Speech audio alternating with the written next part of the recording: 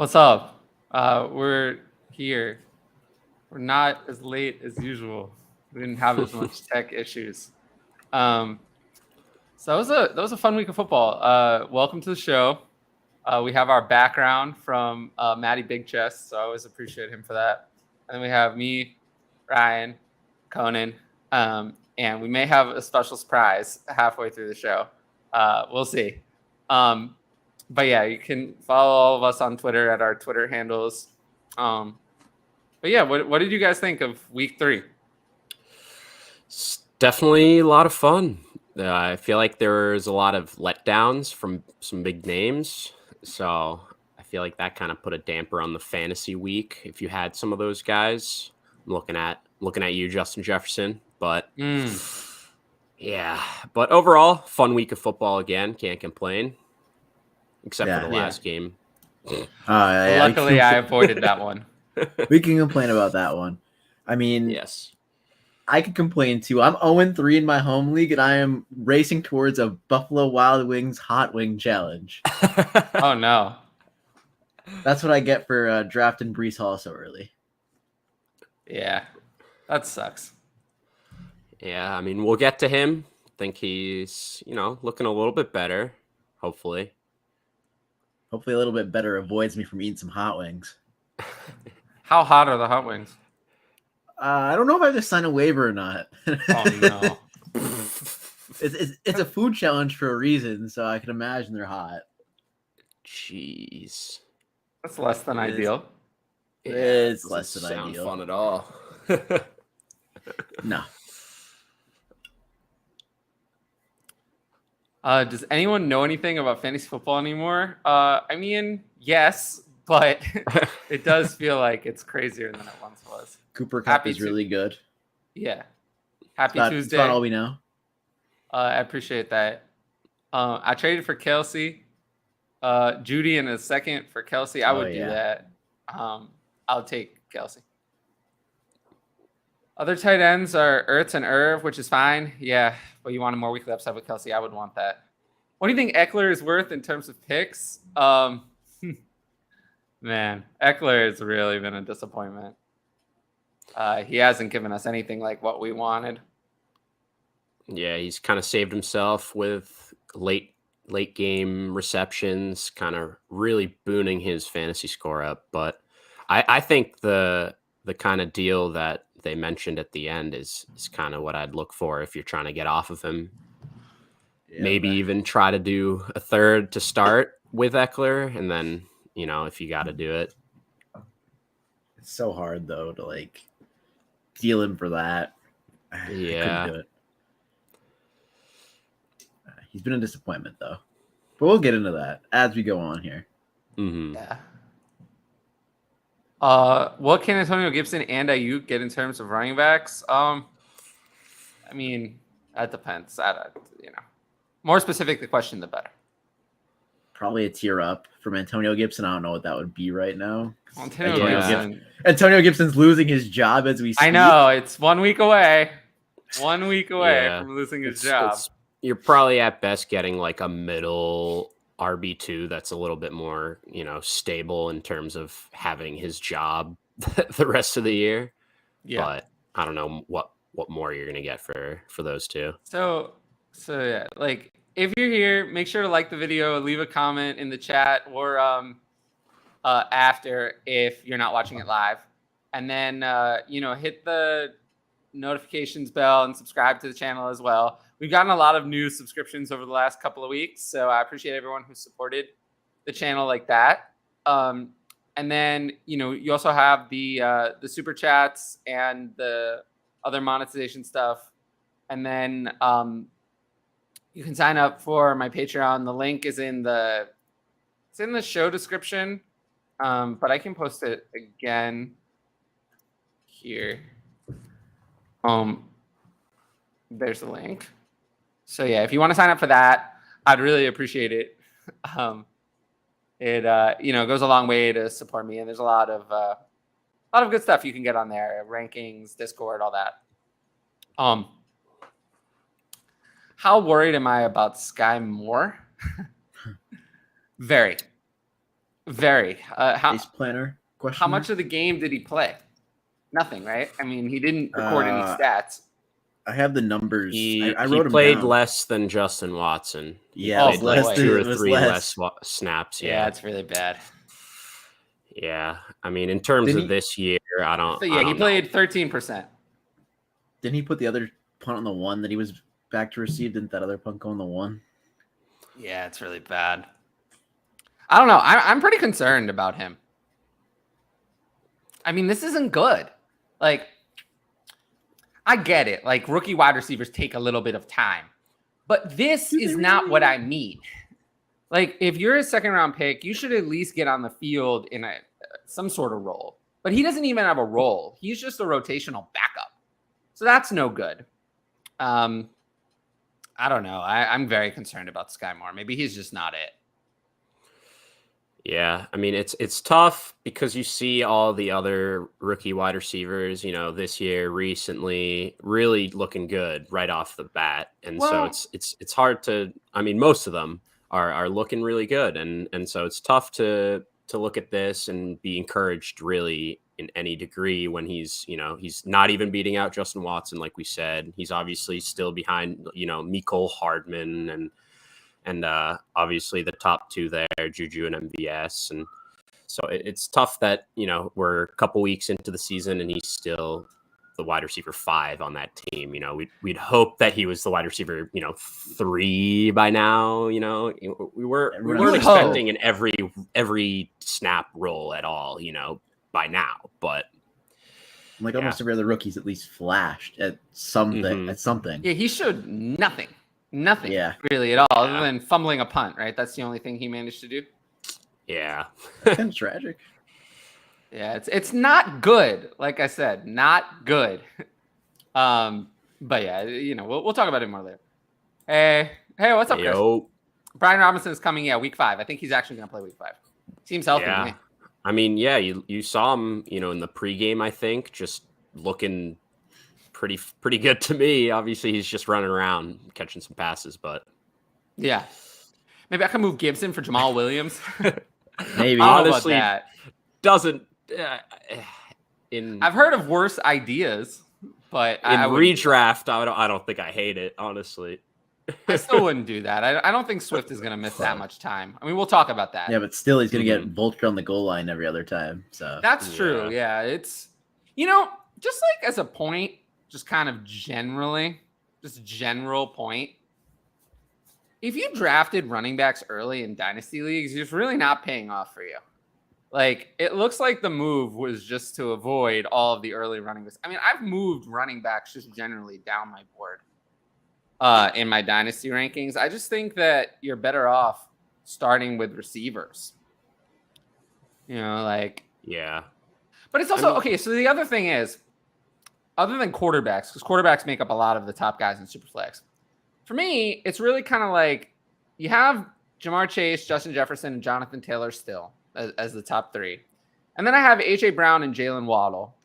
And then Kyle Pitts is in there somewhere. And then, like, everyone else doesn't feel worthy of the pick you're spending on them.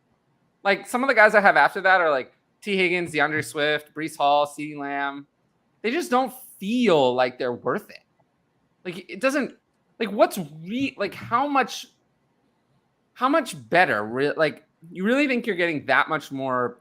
The difference in positional spots between T. Higgins, where I have him ranked, and Garrett Wilson or Drake London isn't what the spot numbers say it is.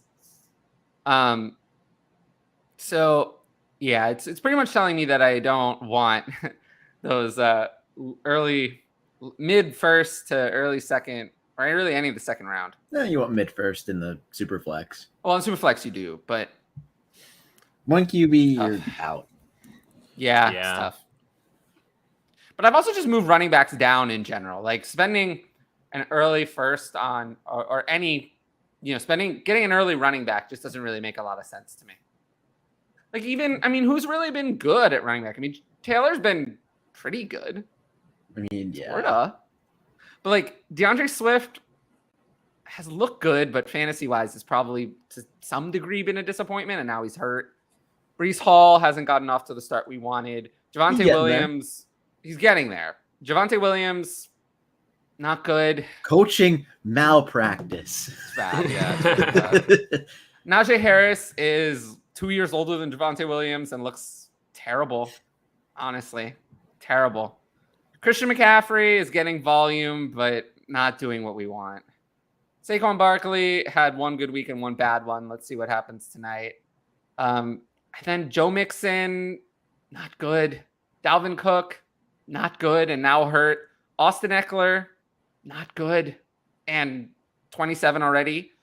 Nick Chubb has been the only one who's reliable, really. I mean, Derrick Henry was better this week. Still not great. Yeah. Like, actually, he doesn't look like the old Derrick Henry. I'm looking Alvin at Kamara, too. Looks kind of washed up. It's some of the top guys so far on the year in running back. It's like the guys that, you're not even thinking about in a dynasty startup. It's like CEH, James Robinson with his health concerns. And it's like CEH has been horrible, too. I mean, well, CEH that's what I'm saying. It's like in this last game, he just happened to score 2 touchdowns. Yeah. Or the one touchdown. Cordero, and it's like these guys that you didn't invest a lot in, that you got pretty late, obviously in a dynasty startup, even in like a redraft for this year, wasn't someone you got anywhere near the top 3, 4, 5 rounds, and these are the guys that are producing so far. It's tough to be encouraged by taking a running back early. I agree. It's really not great. It's an excellent time for all the productive struggles that people drafted, including myself. It is a really good time for that. We have all the wide receivers and no running backs, and it's great out here. I'm having fun. All right. I don't know. That was for Trey Gibson last week for Monty. Whoops. I don't know if that's a whoops. I feel like it is. But I still will take Monty because it doesn't seem like he's going to miss significant time. And I do think that he'll still be the starter probably when he comes back. Yeah. I mean, and he said he's got Herbert. So if Monty misses a game or two, you've got a locked and loaded guy there. Yeah. Robinson's coming back. I assume this is Brian Robinson. Yeah. Brian Robinson. He's looking good out there in the drills. I'm impressed by his recovery. Whew. Can we do anything more than hope that DJ Moore gets out of Carolina? No. Yeah. I mean, we'll get to him in the game later, but it's just tough. It's tough. I mean, DJ Moore. He's out there every snap. He's playing more than years past. He's just DJ Moore is so frustrating, man. It's really just, it comes down to like maybe Baker was just always the problem everywhere. It's like no one's done well with him throwing. Did you see the tweet? It was DJ Moore's dad collaborating with Odell's dad to make another like yeah, I did see that. I did see that. That's awesome. So you guys want to hear a crazy number? I'll just give the number since we were on the question. You want to know where I have DJ Moore ranked as dynasty wide receiver? 21. Yeah, 25? 24. Ooh, so, that was too high. Not good.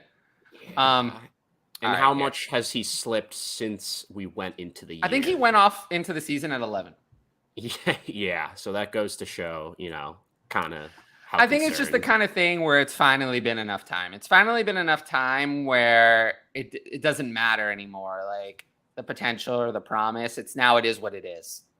And he didn't deliver. And now, there are just other, like Elijah Moore and Rashad Bateman have struggled to a degree. I mean, Bateman has done decent for fantasy, but no volume at all. Mm-hmm. And Elijah Moore is kind of the opposite problem. Has had plenty of targets, but hasn't delivered anything. But those two players haven't been around as long. DJ Moore, we're already getting sick of him.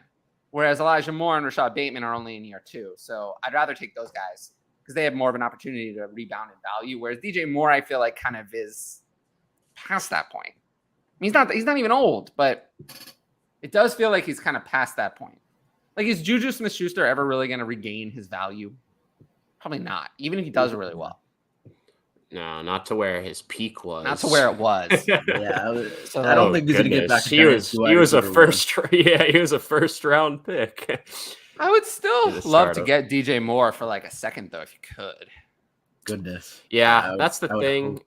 It's tough because we've seen it for a few years, basically exactly what he is, and we were hoping, that's still his floor, and we have some more upside. And now we're looking at, actually, we don't even have that floor. But he's still just out there every snap. He's playing more, like I said, than years past, than last year specifically. But the fact that he's out there every snap, what does that accomplish?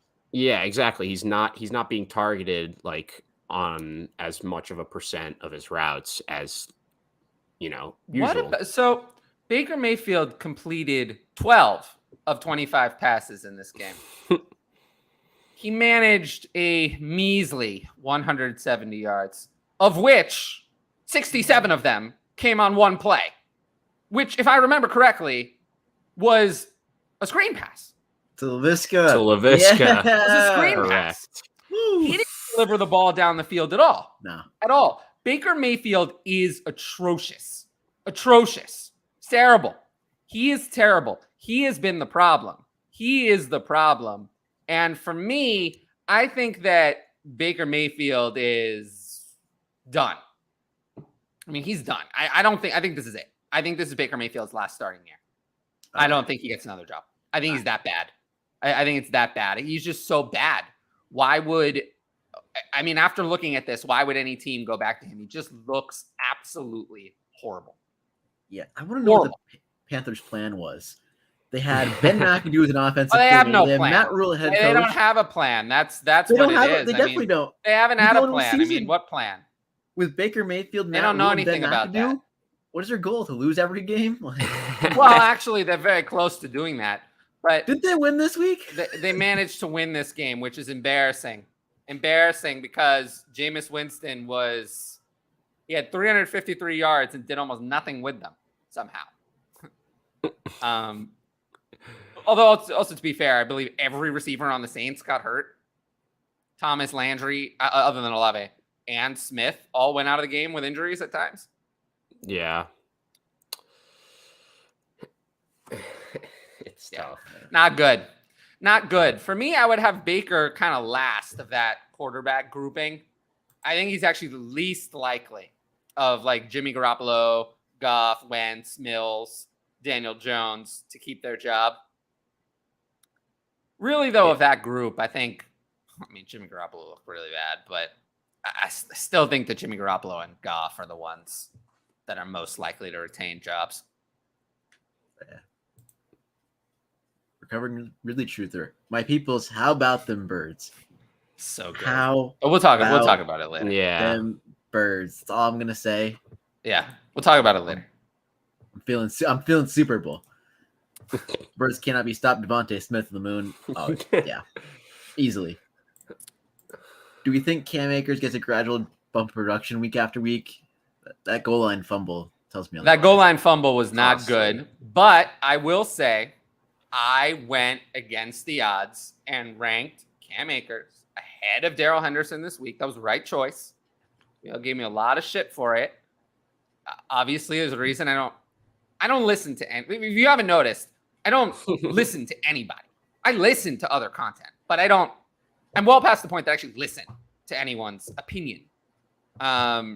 It actually reminds me a little bit of, either of you guys ever listen to Chris Harris? Not really, I don't think. No, so he does his podcast, and he always says, and I actually thought this was very interesting. He always says that he kind of does everything, like he does everything himself. He doesn't really pay too much attention to like what other people are ranking and other people are doing, and just kind of comes out with what it is. It comes out of his system, and then sometimes he has ranks that are wildly different from everyone else. He's not really paying attention too much to what everyone else is doing, and I kind of feel the same way. I kind of feel that way. I just felt that Cam Akers had gotten a bigger role in week 2, and even though the consensus had Darrell Henderson higher, I just felt that I should rank Cam Akers higher. So I did that, and that was the correct decision. Darrell Henderson didn't do anything. And I do think so. Although that fumble could hurt him, but They want Cam Akers to be the starter. They've always wanted Cam Akers to be the starter. And I think that they're going to continue wanting Cam Akers to be the starter. Yeah, I definitely agree with you. Jesse says, going to be very interesting how 2023 players inject in a startup draft ADPs. I mean, can we put Bijan in the first round right now? Oh, yeah. Bijan, I feel like, will be in the first round. I feel like there's a lot of guys that could squeeze into the second. Like Gibbs, maybe if Sean Tucker gets good draft capital. Yeah. I mean, Zach Evans, I haven't watched much of him. But I mean, let's see. I think it's going to change the dynasty landscape, especially with all the running back fallers that we have here going on right now. Mm-hmm. Yeah. And Jesse says that's also why she only played Superflex in Dynasty. I agree. I only like Superflex. Yeah. Even JT isn't living up to his 80. No, he's not.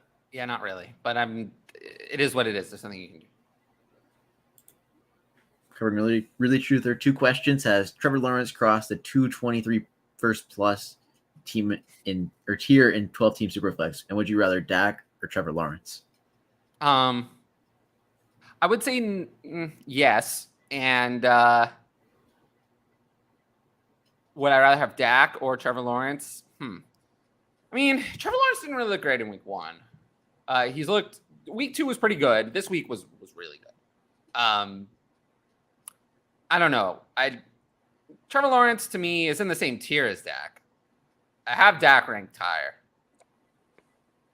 He has a long history of being good. Trevor Lawrence has a 2-game history of being good. Although I am confident that Trevor Lawrence is good. It wouldn't take very much more. I mean, if Trevor Lawrence comes out and continues to play this way, he'll be ranked above Dak very quickly. But not yet. You never know. There. Anyone can have a couple of good games. I'm there already. I just think Jerry Jones is going to destroy Dak's career.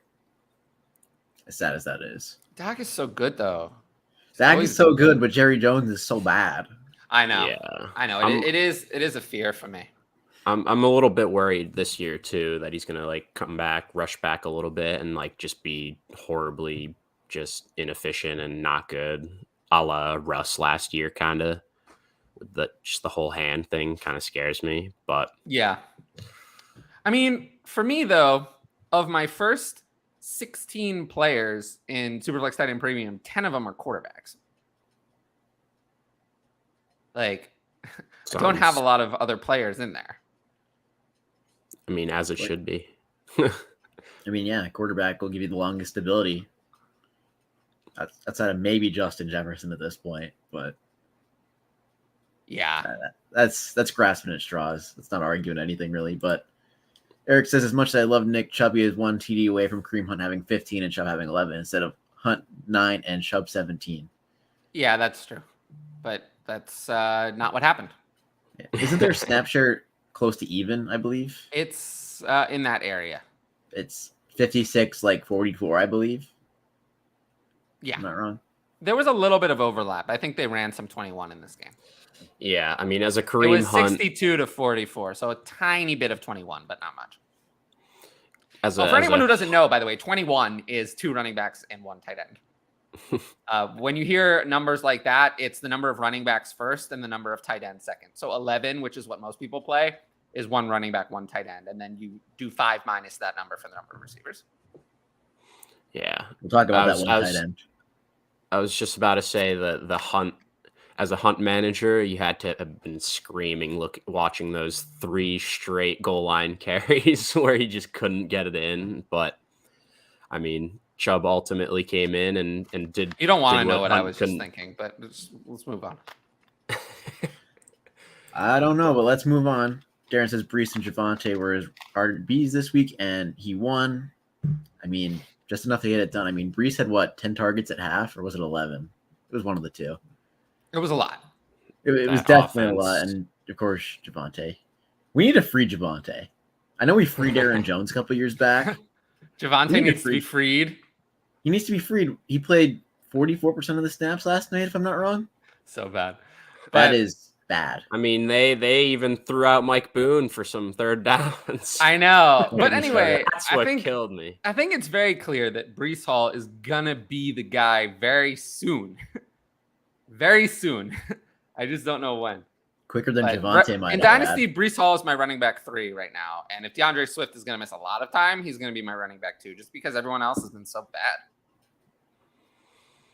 Yeah, I don't blame you. Things have been encouraging. They're getting there. Yeah. I saw someone tweet out, it looks a lot like Jonathan Taylor's rookie year, and I don't quite disagree. Yeah, it looks a lot like Jonathan Taylor's rookie year if Marlon Mack hadn't gotten hurt.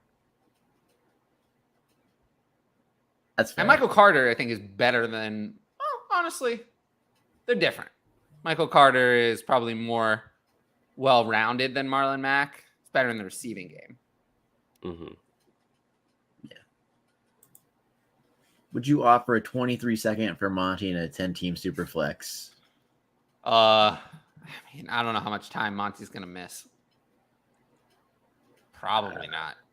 No, I wouldn't. Yeah, I think I would hang on to the second. I just start Khalil Herbert for the time being and enjoy your points, honestly. Treat DJ Moore, your own 23 first, second, third for Drake London before kickoff. That's a lot. Still too expensive. Even That's now, hefty. I still wouldn't do it. That's too expensive. Although I do love Drake London. I love Drake London. Yeah, he looks awesome, but I agree. It's a little bit too much still. Yeah, just a tad. What about if you just like take away the first completely? Take away the first completely, I'm all in. Yeah, me too. Right? Yeah. But like Eric taking would like away to- the second, still too much probably. Yeah, still too much. Eric would like to thank Tyler for encouraging him to acquire all the Waddle and all the Trevor Lawrence across his leagues. It's almost like I'm good at this. Almost like it. I mean, I don't know. Just a tad. I don't know. I mean, I literally Twitter just like comes after me, man. I don't get it. What did I ever do? What did I ever do? Oh, I mean, I know what I did, but Do you think? Go ahead. Do you think Singletary's crazy amounts of targets last week was a fluke? yes. He's gonna have 11 targets every week. So yes. Yeah, I mean, I agree, and we'll talk about it when we get to the game. But this is what I want the Bills to be like, though, where they just target the running backs more than the running backs even carry the ball. Like, just do that, and just let Josh Allen get 50%, 40% of the carries. They're a wagon. I don't know. Obviously they had the meltdown at the end, but How concerned are we about James Cook? not looking good. Not looking good, right? It's just, it's kind of like he got a lot of work last week and just the end just to ice it out, and that's about it. It doesn't seem like they're really gonna find him a role like we kind of expected, at least, where he might come in and be the pass catcher. But obviously, like you said, Singletary just got 11 targets. Clearly not the pass catcher there. DJ Moore was peak value, though, when Sam Darnold showed those 4 weeks of brilliance in 2021. He has it in him, but how long do we wait until Carolina gets a quarterback? I don't think they're ever going to get one. Doesn't that mean we just need Sam Darnold to start again? Yeah, we do. I mean, it'd give us a sell window, that's for sure. It's crushing. Yeah, you're telling me. I have all the DJ Moore. It's rough out in these streets. Jesse says, keep in mind that Baker has 170 yards passing. We talked about this with Visca going off on the screen. Yep. You do know that Laviska Shenault has more receiving yards in this one game than DJ Moore has all season, right? Don't remind me. You know that, right? It's simultaneously really good for my brand while being really bad for my brand. And Jesse hates his Panthers. I'm sorry. They won. Yeah. Yeah, they got a worse draft pick now because you ain't going to the playoffs. Like, Maybe. It's one of those things. Eric says you're seeing Brissett have success with Cleveland, so maybe Cleveland's team is just that well set up that even Baker had success there. Yeah. Well, That's what I'm saying. Maybe Baker can't was the fault problem that. all along. I mean, Maybe. Odell said it. Rule celebrate yesterday like he won the Super Bowl, but I guess the big moment when you win your first home game in over a year. Not gonna save his job. Yeah, no, it's not. But it bought him a few weeks, I guess. Did it? Bought him a week or two. They have an interesting stretch coming up. It bought him enough time that maybe his first coach fired betting tickets won't cash. Yeah. Looking at you, Cliff. DJ Moore's value's not going up. Drake's going to be worth 2 firsts. I mean, I don't think Drake London is worth 2 firsts. I certainly see him getting there, though. Yeah, maybe. Maybe. How many wide receivers are worth 2 firsts right now in a super flex league? I think there's only 4. Chase, Jefferson, Brown, and Waddle, and that's it. And no other wide receivers worth 2 firsts. Yeah. Not even close. I mean, if I were offered 2 firsts for T. Higgins, who's my wide receiver 5, I would take it. 223 firsts. And if someone said you can have T. Higgins for 223 firsts, I wouldn't even think about it. I would snap decline. So, and Drake London is many wide receivers below T. Higgins. So he's not even close to being 2 firsts. You just, like, at the end of the day, in a super flex, you pay for quarterback. If it's not quarterback, there are not that many players that are worth 2 firsts. There's not. There's not worth that much. The difference between, like, players at the top is small. That's why all the quarterbacks are high. Yeah. Nobody wants DJ Moore right now. Can't get any. That's not the same thing. That's just saying that you should hang on to DJ Moore. If nobody wants him, then you should hold on to him because his real value is more than his market value. That's all that's saying. So it's actually the worst time to sell DJ Moore. DJ Moore is not a sell low for me because DJ Moore, if DJ Moore were 28, I'd be like, fine, just take whatever you can get. But DJ Moore's still 25. If DJ Moore has a better quarterback next year somehow, he does have an opportunity to regain dynasty value. I mean, if you think about it, Stephon Diggs bottomed out in his age 26 season. That was 2019. That was the season where he wasn't good. He wasn't good. His value kind of bottomed out. And then he was traded to Buffalo. Now, people didn't know that was going to be good for him at the time. And then, boom, all of a sudden, he was great at 26. And then he became, close to a first-round startup pick. So, DJ Moore is not a sell low for me. I'm not saying DJ Moore is as talented as Stephon Diggs, but if you look at the first 5 years of DJ Moore's career and the first 5 years of Stephon Diggs' career, you're not looking at wildly different careers. I would argue that DJ Moore might be like a buy low if you can. Depends on what you have to pay. I mean, like you said, if you can get him for a single second, like I would still probably do that. Good. Here, if you look at it, in the first 4 years, since we haven't had year 5 yet, in the first 4 years of Stephon Diggs' career, he averaged, what do you average? 93 receptions for 1,080 yards over a 17-game season. DJ Moore, he averaged 81 receptions for 1,164 yards over the 17-game season. So over the first 4 years of their career. So not very different. But they both went to Maryland. Eric's got a point. Yeah, but what I'm saying is that manifest it. Speak it. This kind of thing has happened before. A receiver who is productive, not special, and then all of a sudden ends up in the right situation and blows up. I mean, Cooper Kupp is similar in a way. I mean, Cooper Kupp wasn't special before Matthew Stafford arrived, and then all of a sudden. He had flashed wide receiver 1. Cooper Kupp was a little bit better than DJ Moore or Stephon Diggs ever were, but DJ Moore and Stephon Diggs, DJ Moore's best season is better than Stephon Diggs' best season in Minnesota. Yeah. No, I mean it's DJ Moore's interesting. 2019 was his best. If you think, I mean, I kind of am all on board with it. I just want DJ to get traded somewhere. But I will say I've lowered DJ Moore in the rankings because there's no guarantee that he ever gets the quarterback. And in a year and a half, then he's Terry McLaurin. And Terry McLaurin is stuck in his own situation. But yeah, I haven't completely given up on DJ Moore. Let's send him to Green Bay. It's just the problem is that DJ Moore's not producing right now, and you cannot. And I don't see it getting. I don't think it's going to get fixed this year. I mean, So I think you're already just writing off the rest of this year, and that's hard.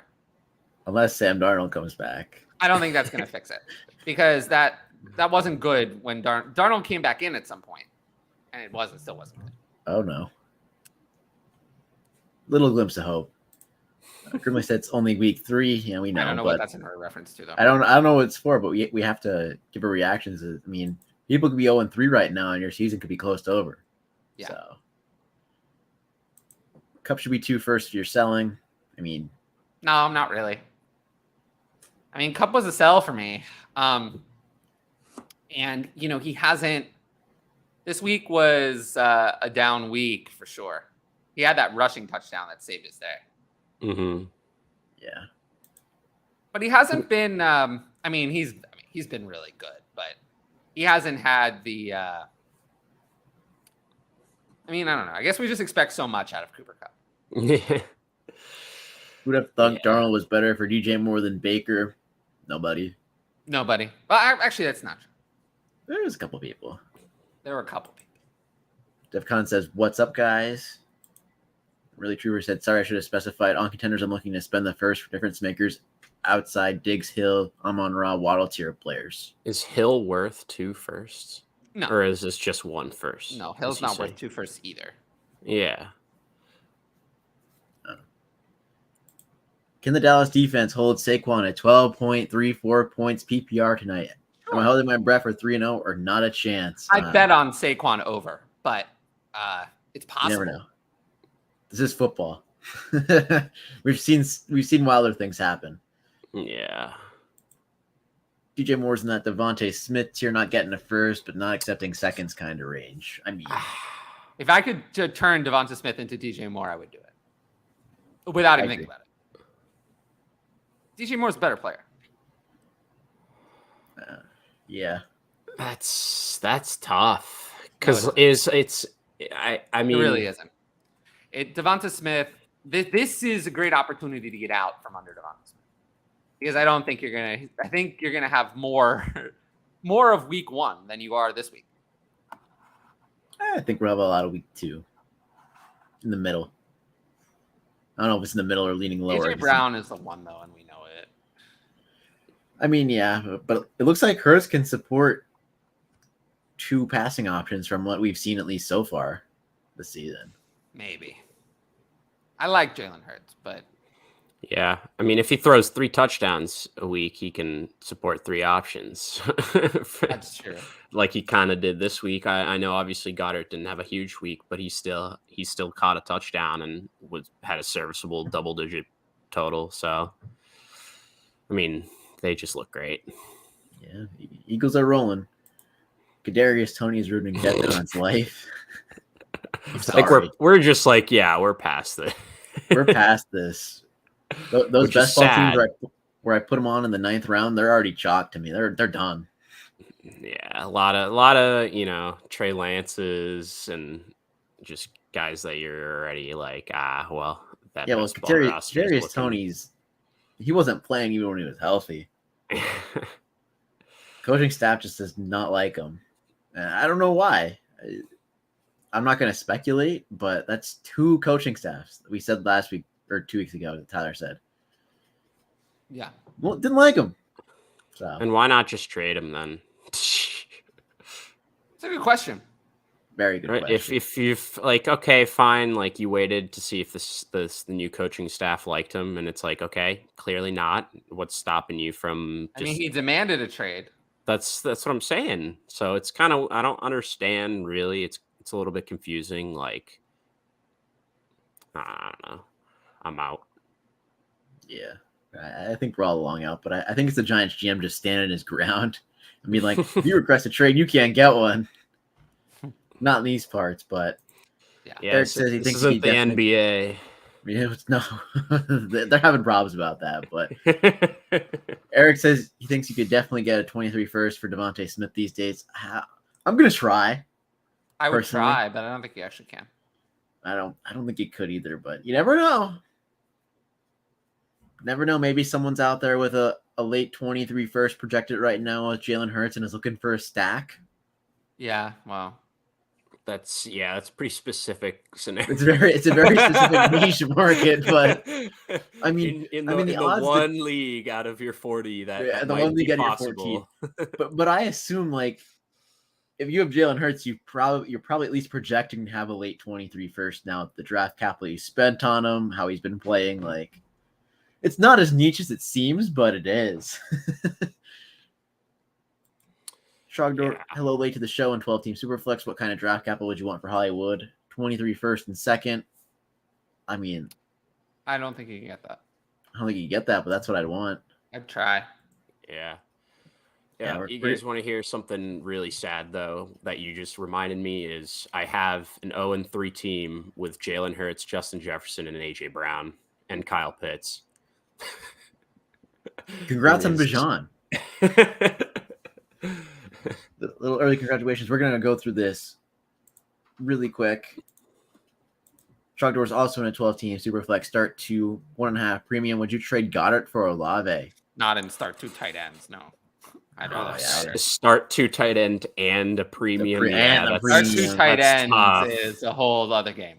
So I'll keep Goddard. Yeah, if it was just tight end premium, then I have a lot easily. But for sure, start 2 tight end, it's Goddard. But by a lot.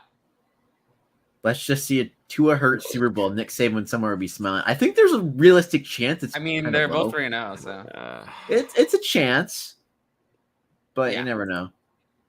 Does my Pitts London duo raise my floor, or should I move on from it? Don't worry about this. Just have the best players. I wouldn't worry about having too many players from one team. I don't have a problem with having Breece Hall and Garrett Wilson or something like that. Mariota's done in a year, most likely. Done in a year. This year, they're gonna see if Ritter has something. You got to see Ritter. Yeah, I mean, he also made like was it Rashard Matthews and Delaney Walker like a serviceable wide receiver and tight end one of his good years. So I think Mariota looked terrible in this game. Also, yeah, but the point being, Pitts and London are miles above those two who he made look fine. So I think they can hopefully be good. Especially when we see Bryce Young or CJ Stroud with him next year, you're gonna be loving that. Could be. I mean, it's projecting. Yeah, the Raiders are pretty bad right now. Vegas has the number 1 pick. Unreal. I did not see that one coming. I mean, you know what's crazy? The Eagles and the Dolphins have extra picks. Well, no, they the each Dolphins have don't. Yeah, they do. They forfeited that one. Remember the Marina?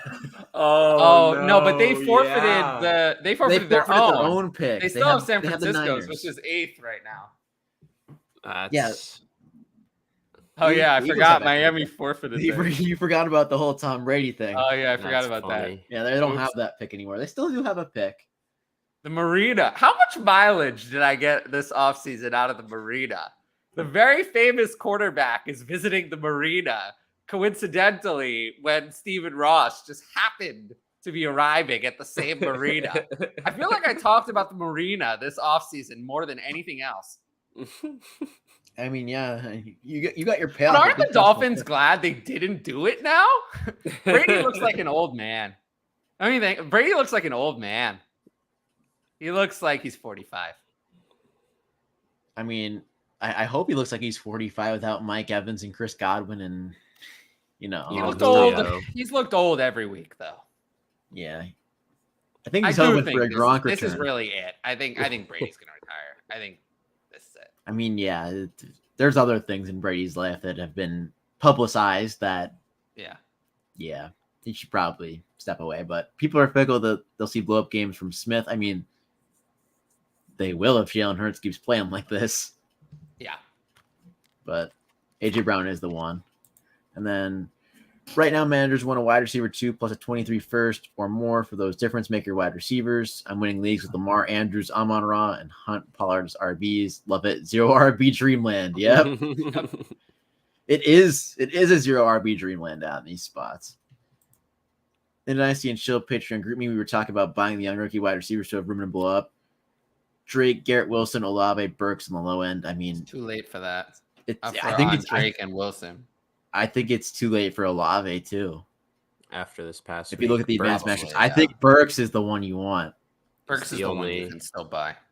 Mhm. And the metrics, we'll get into those when we get into the show sheet, do support that. But if you'd bought Garrett Wilson when I told you to buy him, then you'd be very happy right now. You know who's the big losers of the offseason? Who? The people who were drafting Kenneth Walker over this group of names. Oops. Sorry. That is an oops. Couldn't be me. There is still time for Burks. I mean, there definitely is. I mean, Absolutely. Mike Vrabel refuses to play him, even though he's been good when he's on the field. And then, too late. Had to be done before week 3. Yeah, it's too late. And then Darren has 60% Garrett Wilson. Congratulations. I wonder who's responsible Congrats. for that. I wonder. We wouldn't know who's responsible. But let's finally get into the show sheet after only Chris 45 minutes of talking I about the know. chat. I know. And let's talk about the Steelers-Browns game. Is that mandatory? I mean, Yeah. no. Actually, yes. We do have to mention that George Pickens catch. Insane. Okay. And then Darren, And thanks. they didn't produce anything after that. Well, that's because Mitch Trubisky doesn't know how to throw to the middle of the field. I mean, you could have stopped after throw, and you would have been better off. Yeah, I mean, it's basically I think just Jacoby Brissett's a better quarterback in this game. Yes. absolutely looked like it. I It mean, was. yeah. I think it's outside of Deontay.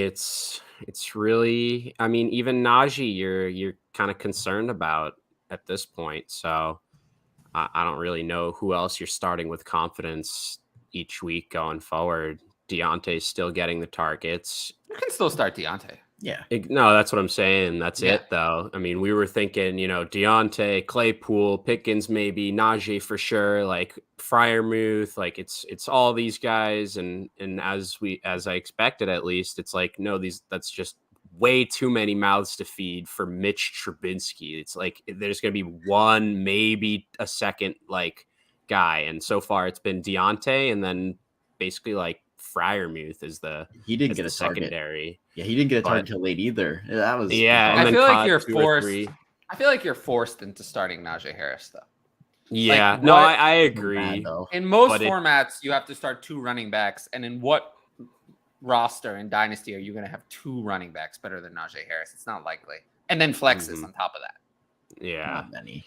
but it So, is. I mean, You're forced it looks. to. It's concerning how much better Jalen Warren looked on. The volume is there for Najee Harris. Mm-hmm. And I mean, obviously, he saved himself with a touchdown. But I don't know. I feel like every time Warren came out on the field and touched the ball, he was breaking off, a much more explosive play than Najee, and so that kind of you're just not seeing exactly, like you're just not seeing the same kind of player we saw last year. Najee's never been like the most explosive player, but he just doesn't look like he has what he had last year. At least, obviously, he volumed his way. He's probably to a hurt. finish. That's what it is. Exactly, He and probably is more hurt than we think. And yeah, obviously the team and he wants to downplay it, but it does look like it's hindering him more than. I will say something that's interesting to me is Chase Claypool is not washed. He's fine. It's just he's stuck in this situation. Yeah. It's kind of an unfortunate situation because I actually think that George Pickens is great. I mean, we see that. We see that he is getting, unlike Skyy Moore, George Pickens, this is the kind of buy low I'm interested. He's out there. He's flashing. He's doing something, but he hasn't produced for fantasy. So if someone's just watching the box score, now I think unfortunately. Yeah, I saw the catch. Unfortunately, if this was an you've island been on game. social media. Yeah, but it was an island game. If this had been slipped into the 1 o'clock window, maybe you would it have saw the wouldn't have catch been and a that's big it. deal. You would have seen it, but you wouldn't have gotten the same kind of attention. This was We had prime 3 days time. to talk about it, so unfortunately it didn't slip anyone's mind. But still, he hasn't actually produced for fantasy at all. He's been unusable in all 3 games. So he's the kind of player I would be looking to buy in Dynasty. But the problem is that until he separates, I mean, they're not going to, Kenny Pickett's going to be the same problem, at least as a rookie, as Mitch Trubisky. So until George Pickens just completely relegates Chase Claypool to nothing, you're not going to be able to start him. So unfortunately, I think we're a year away from either of those, or unless there's an injury, because they have no one else. There's no one else on the roster to replace these players. If someone, But I goes thought down, Mason Rudolph was the starter. No, I mean receivers. There's no one else. Oh, I thought you were talking They about don't- quarterback. No, because No, even their no. other Their I was depth at joking. receiver is very bad. And they don't have any depth at tight. They have nothing. Other than those 4 players, they have nothing. Nobody usable. So if something were to happen to Chase Claypool, George Pickens, I actually think would be usable, or vice versa. But as it is now, you don't know which one it's going to be, or you could have a game like this where they both existed, and it's not, you couldn't play either one. But if one were to go away, and then, I'm not saying all the targets go, but if instead of 7 and 6 targets, it were 10 for one of them, then that player would be usable. But that's not going to be the case. I mean, he was out there 76% of the snaps. No, he's out there. He's But out for there. now, Chase Claypool is still the 2. Yeah. For now. I don't think that lasts. How long do we think we got till we get some Pickett? Well, they lost this game. They lost this one. The next one is against the Jets. Then, after that, comes the Bills, the Buccaneers, the Dolphins, and the Eagles. Wow. How wonderful. That's a stretch. That's a stretch, right. yeah. So Bills, Buccaneers, Dolphins, Eagles. It would be a hilarious move. And then the bye week, and then the Saints. So I do think that I think they're going to go to Pickett soon. You would think if they lose to the Jets, what point? But are you really going to throw Pickett in in Buffalo as his first game? I agree with Jesse down below. I think Mike Tomlin is too stubborn. Pickett should go in this week against I was the going to Jets. say, yeah. I think Pickett should go in now. Let him play against the Jets. You also had a long week. You've had extra time to prepare. I think Pickett should go in now. But they're not doing that. I mean, Tomlin said absolutely not. So, no. I do think we see him this year. I mean, I think after that stretch that I just mentioned, they lose to the Jets. It's getting really. I mean, they could be, even if they beat the Jets, they could be 2-6. Oh, easily. Yeah. Matt Canada should be canned. We know I think that we know this. they have the bye after the Eagles game, and then they have a home game against the Saints. The Saints are not scary, particularly. So I think realistically, given what Tomlin has said, I think we see Pickett in that game. Are the Bills Eagles games away? They're the only one of those games that's at home is the Bucs. Bills, Dolphins, and Eagles are all away. You could definitely not throw Kenny Pickett to the Wolves in Buffalo or in Philly at this point. That would be the worst case scenario. Dolphins are also scary. Dolphins are also scary. Dolphins defense is almost scarier to me than the Eagles. I don't know about that. I mean, the Dolphins that defense might be biased. Who knows? The Dolphins defense actually, I mean, I wouldn't want to say they stopped. They didn't stop Josh Allen, but they slowed him down. Even though he produced a lot of numbers, it was better performance than some of the other teams. Yeah. Yeah. I mean, that's the argument with the Eagles. Who have they really played? But yeah. I mean, the Dolphins defense in the first, I mean, they did really well against the Patriots. And I don't know if the Steelers' offense is that much better. But it doesn't matter. I don't think. Yeah. Tomlin said that Mitch would be the starter all year. He put himself in a spot. Yeah, he did. That's. Sorry, I had to sneeze. But losing can change things quickly. I mean, I don't think Tomlin's going to keep his 8-8 or above record alive. Yeah, I don't think so. This might be the week. This might be the year it ends. I think it's the year. But we just talked about the other side of the game, and David Njoku was the big breakout for the Thursday night game this week. Yeah. Just kept looking his way. I sat him. So everyone did. I didn't. In a productive struggle where I was supposed to lose, I still lost, though. Okay. Good for you. Good for you. Yeah, I think at this point, it's very clear that, Amari Cooper is their number one receiver. He's actually looking, if the ball only goes to Cooper and Njoku, then it's fine. Yeah. And that's kind of how it's been better part of the last 2 weeks. I mean, I don't know if you guys saw this stat too, but he's the first Browns wide receiver to go 100 yards and a touchdown since Josh Gordon. Oh my god, that can't be right. Or 2 games in a row, But I mean, outside of Amari and kind of the running backs, I think that's about it. I don't think we can really trust. Obviously, Njoku had a great game, but I don't think he's an every week starter yet. Given the tight end situation, I guess you could do think worse. He's not far. Next week is Atlanta. I think he's going to be a tight end 1 in that matchup. Yeah.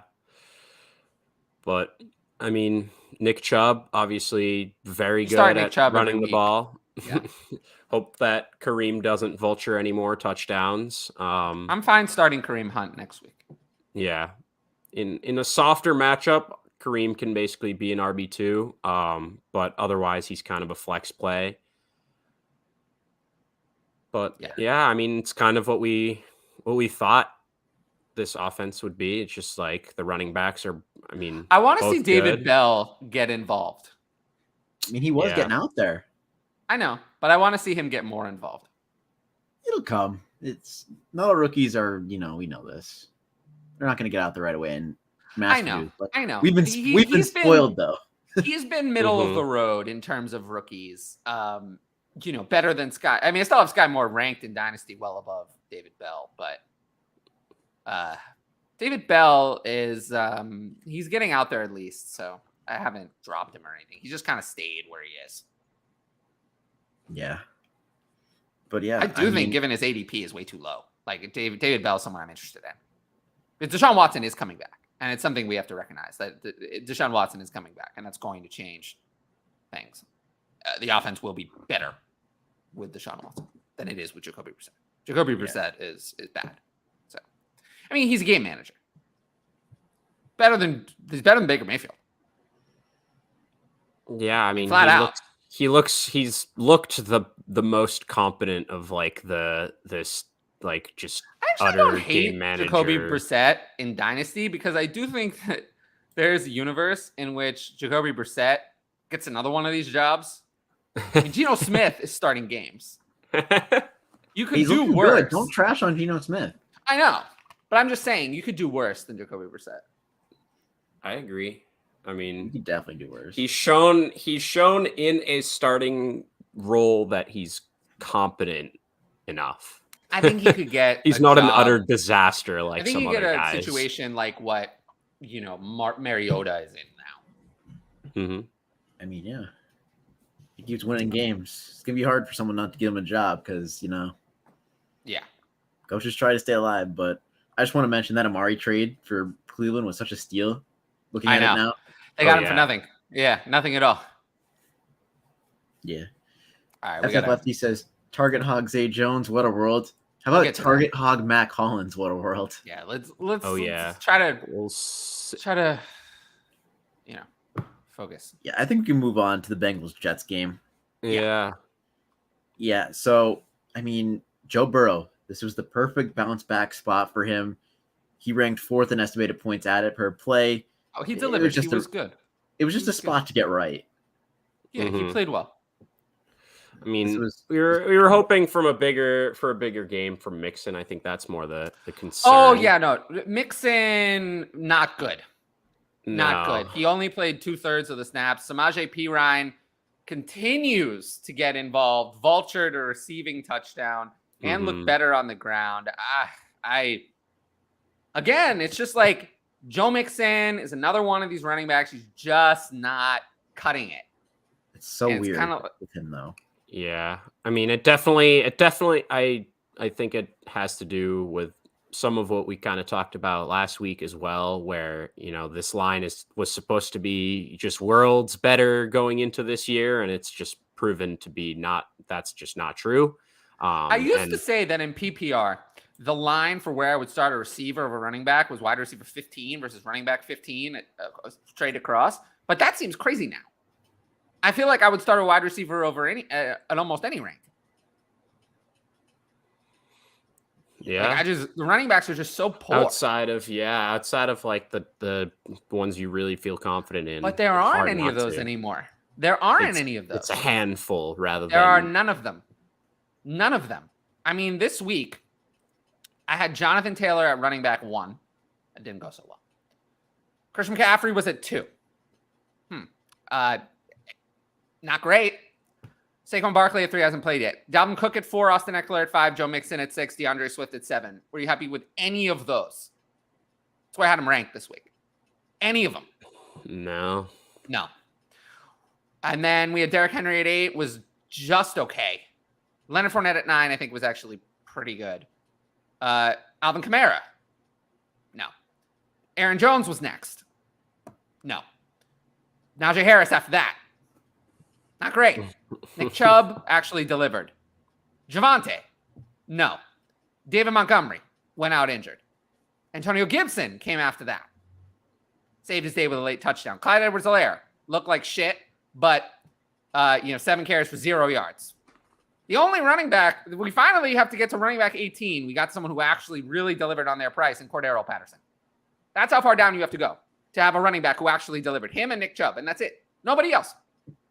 So I think I'm going to rethink when I'm getting those flex questions. I'm going to lean toward the wide receiver Robinson. more and more. Yeah, James Robinson is lower, though. And I had him ranked higher. I had him at 20. People were like, no, you can't trust him. I want to start Dameon Pierce. Well, that would have been a good move. He was Jeff good. Wilson, that would not have been such a good move. Miles Sanders, some people said they wanted to start over him. I thought otherwise. And, James Robinson very much delivered. But the point of this is that we need to be very careful when we're starting running backs. If you have a decision, I used to say, lean toward the running back, lean toward the guaranteed touches. I don't think so. I think that we have to look at it differently. I think that we have to, if you're not sure, and, I get hundreds of questions a week, so I can't possibly answer them all. If you're not sure, I would say lean toward the receiver, assuming it's PPR. And most leagues are. Most leagues are not standard. Most leagues are either half or full. And I would lean toward the receiver, especially if it's PPR. But anyway, rant is over. Go ahead. I was just confused on why Samaje Perine came in this week of all weeks. Nobody knows. Nobody knows why he came in. In the first 2 weeks, Joe Mixon led the running back position in routes run. Why does Samaje Perine come in and vulture a touchdown because Zach Taylor is an idiot. And because Joe Mixon was not playing well in this game. You're not going to get a rebuttal from me, but Joe Mixon was like almost the king of all like the volume stats, like opportunity share, carries coming into this week. Obviously, I don't have that stuff updated because it doesn't update till I think tomorrow. But yeah, I mean, it's weird. If you spent a second-round startup pick on Joe Mixon, how do you feel? Bad. But, you just duplicated. If you spend a second-round startup pick on Austin Eckler, how do you feel?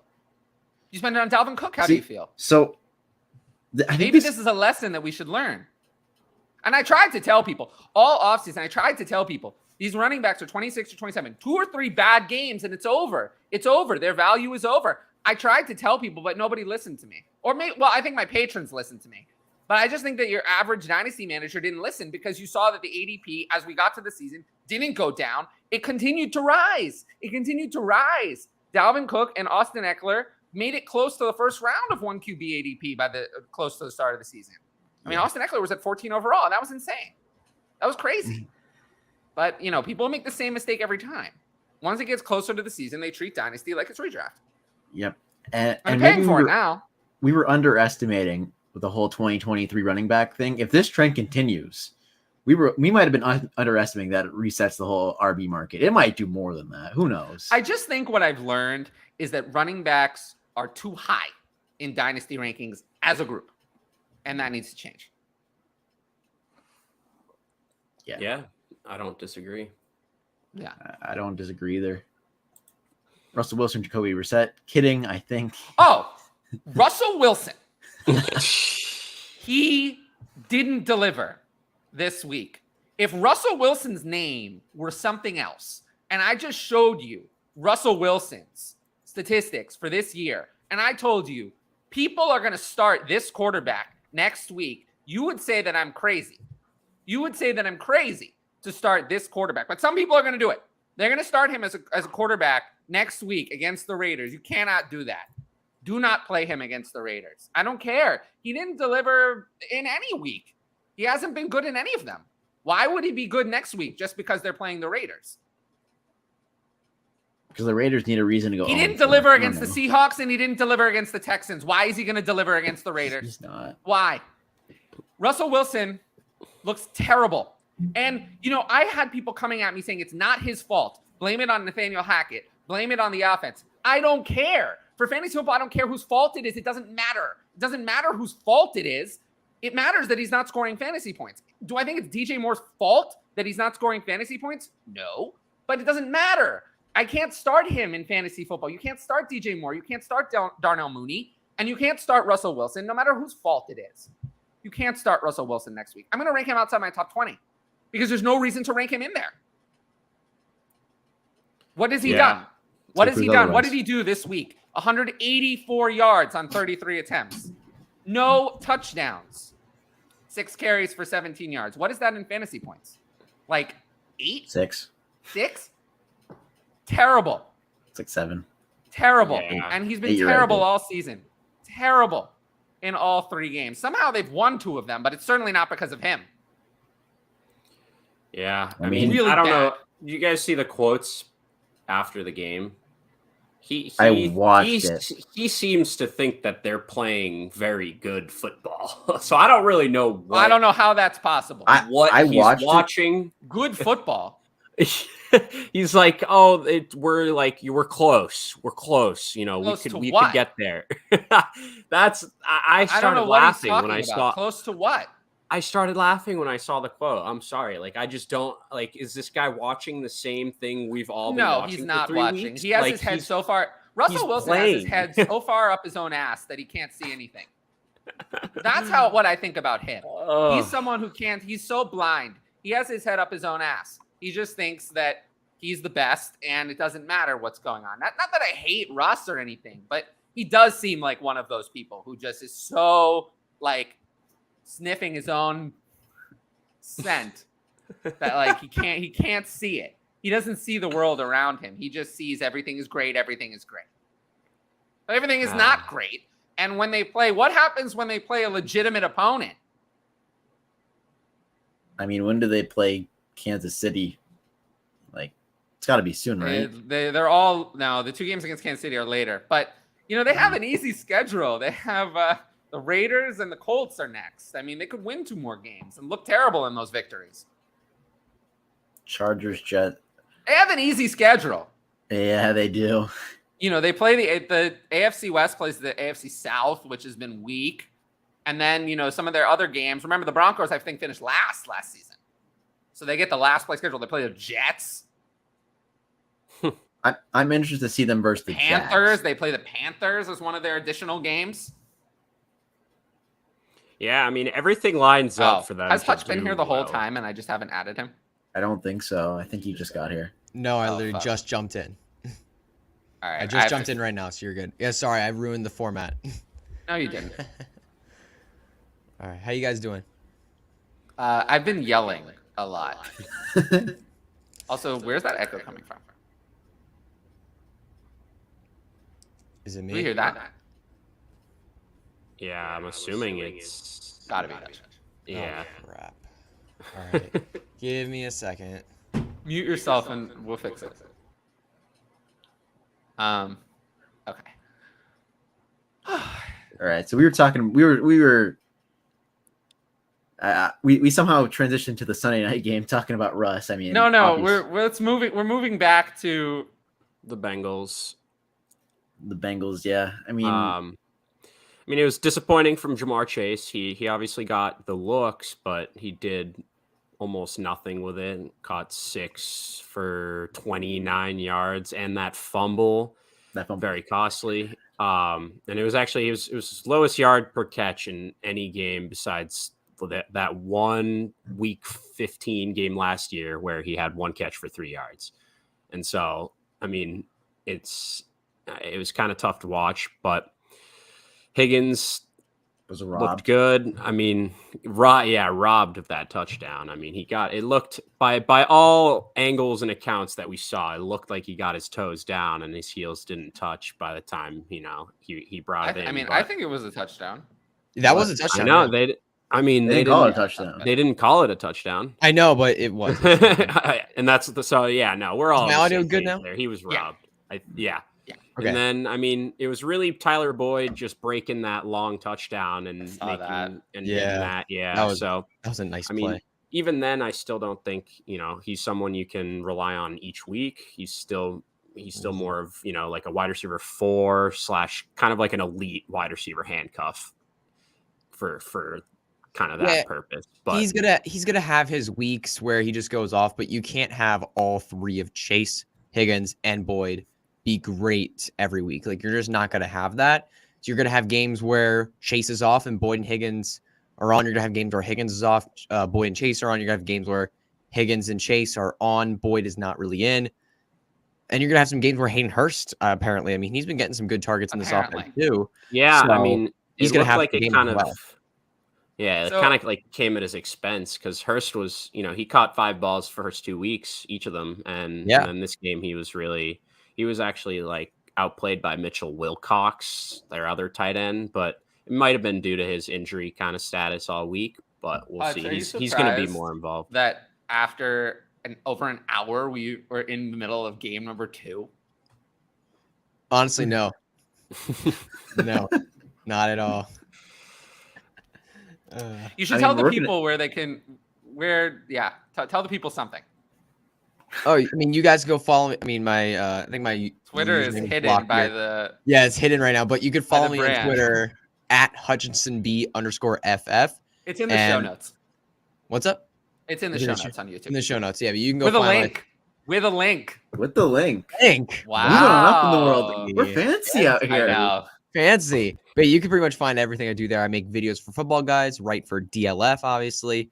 And I have my own podcast called Hutchinson Brown's Fantasy Football Perspective. Pretty much And how is that going? podcast we found.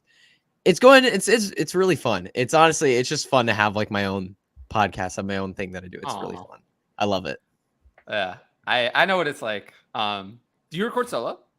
I do. I mean, I do have guests occasionally, but most Solo's episodes tough. are solo. Solo's I tough. do- I definitely felt the wear It's and tear tougher, this Sunday. It is tough. It is tougher to go solo, but it's Oh. I like it. It's fun. Yeah, what happened? Like when you go solo, what happens when you don't have something to say? You're like, Just sit there in silence. No, I'm. Well, I mean, I'm not live streaming it, so it's Oh, I do solo But- live. Oh yeah, that's Do you know how tougher. terrifying that is? The thing is, Solo- I you know how haven't. terrifying that is to be solo live. Yeah, the thing is, I haven't edited like. I throw in like the like song intro outro songs after the podcast, obviously, but I haven't edited my actual speech, like actual like something where I messed up. I actually have not edited that since like the 3rd episode. Oh, So love I it. basically treat it like a live stream. Dude, don't Like- do that. Don't, please. What? Don't edit it. You go I in too don't. deep. No, yeah, you get into a deep Yeah, thing. you and get I'm- in the I weeds. treat it like a live stream. Like I treat it like when I hit record, I treat it like, all right, I'm live, so I better not screw this up. Because Oh, I like to actually be live because that way, if Yeah, I make a mistake, people can actually see it. yeah, They know that I'm human. yeah. But I yeah, make so many mistakes on these stuff. Pesky editing softwares. But I think we should move into the Jet side of things. Sure. I mean, what do we want to talk about? I don't think we need to talk about Flacco much. I want to talk about Elijah Moore. Yeah, let's talk about Preach that. the good word, Moore- please. Elijah Moore, honestly, has been in one of my. I mean, I think I've been vocal on this live stream before. Elijah Moore, one of my guys for this year. I mean, absolutely in love with him. I have him so many redraft leagues, a couple dynasty as well, and it just has not been looking good for Elijah Moore. Garrett Wilson has just looked absolutely incredible. I'm pretty sure Garrett Wilson outproduced Elijah Moore in this game, and he was off the field for a bit with an injury. Like Elijah Moore is just not the number one in this offense, like Camp has said, and it looks like it's going to be Garrett Wilson moving forward. So. I'm very scared for Elijah Moore. Well, I mean, people told me I was overreacting to saying Garrett Wilson was the number one, like halfway through game 2. But I mean, he is the number one. Yeah, I started to come to that conclusion when game 2 happened. Oh, wait, I have started- wonderful news. Elijah Moore did get 10 targets in this game, though. I'm just saying. He did get 10 targets, only got 4 receptions, though. Yeah, he hasn't had a game of 6 Garrett receptions. Wilson missed a lot of the game. He did, yes. Yeah. I have great news. Dan Campbell says that DeAndre Swift could benefit by taking the next 2 weeks off. Jeez. Couldn't we all benefit by taking the next 2 weeks off? Yeah. And then he Come could on now. return Oh my after God. Detroit's bye to play then. But it sounds like he's gonna have to take 2 weeks off. That's That's great. not good. That doesn't sound so good. I don't want to one season. Yeah. That's So now all obstacles have been cleared, and Breece Hall is now my Dynasty RB2. Yeah. Breece Hall looks Yeah. good. The He's Dynasty good. running back landscape is so vile, though. Yeah, it's brutal right now. So, I mean, talking about Elijah Moore real quick, like wanted to follow up. It's not like he's not getting open. Like he's clearly out there and he's creating more average separation than, guys like Deontay, who's known to be able to do that. And it's like, so it's tough to not see him connect as well as Garrett Wilson and Flacco. It'll be interesting to see what happens when Zach Wilson comes back. Because he's coming back. I think everyone's a little bit worried about what it might do to that entire offense. Oh yeah, but one last thing. Go ahead. I have always had a soft spot for this guy, but you should put Craig Reynolds on the back of your dynasty bench. I know a lot of people don't know who that is. If you watched Hard Knocks, you know who that is. Yeah, he's Hard Knocks. running back. Who he is? Heck yeah. Yeah. That's amazing. I do think he's better than Jamal Williams. They just don't trust him. Wow, that's fair. But Jamal Williams is that dude. Did you see that celebration? Oh yeah, he has more touchdowns than what? How many people combined?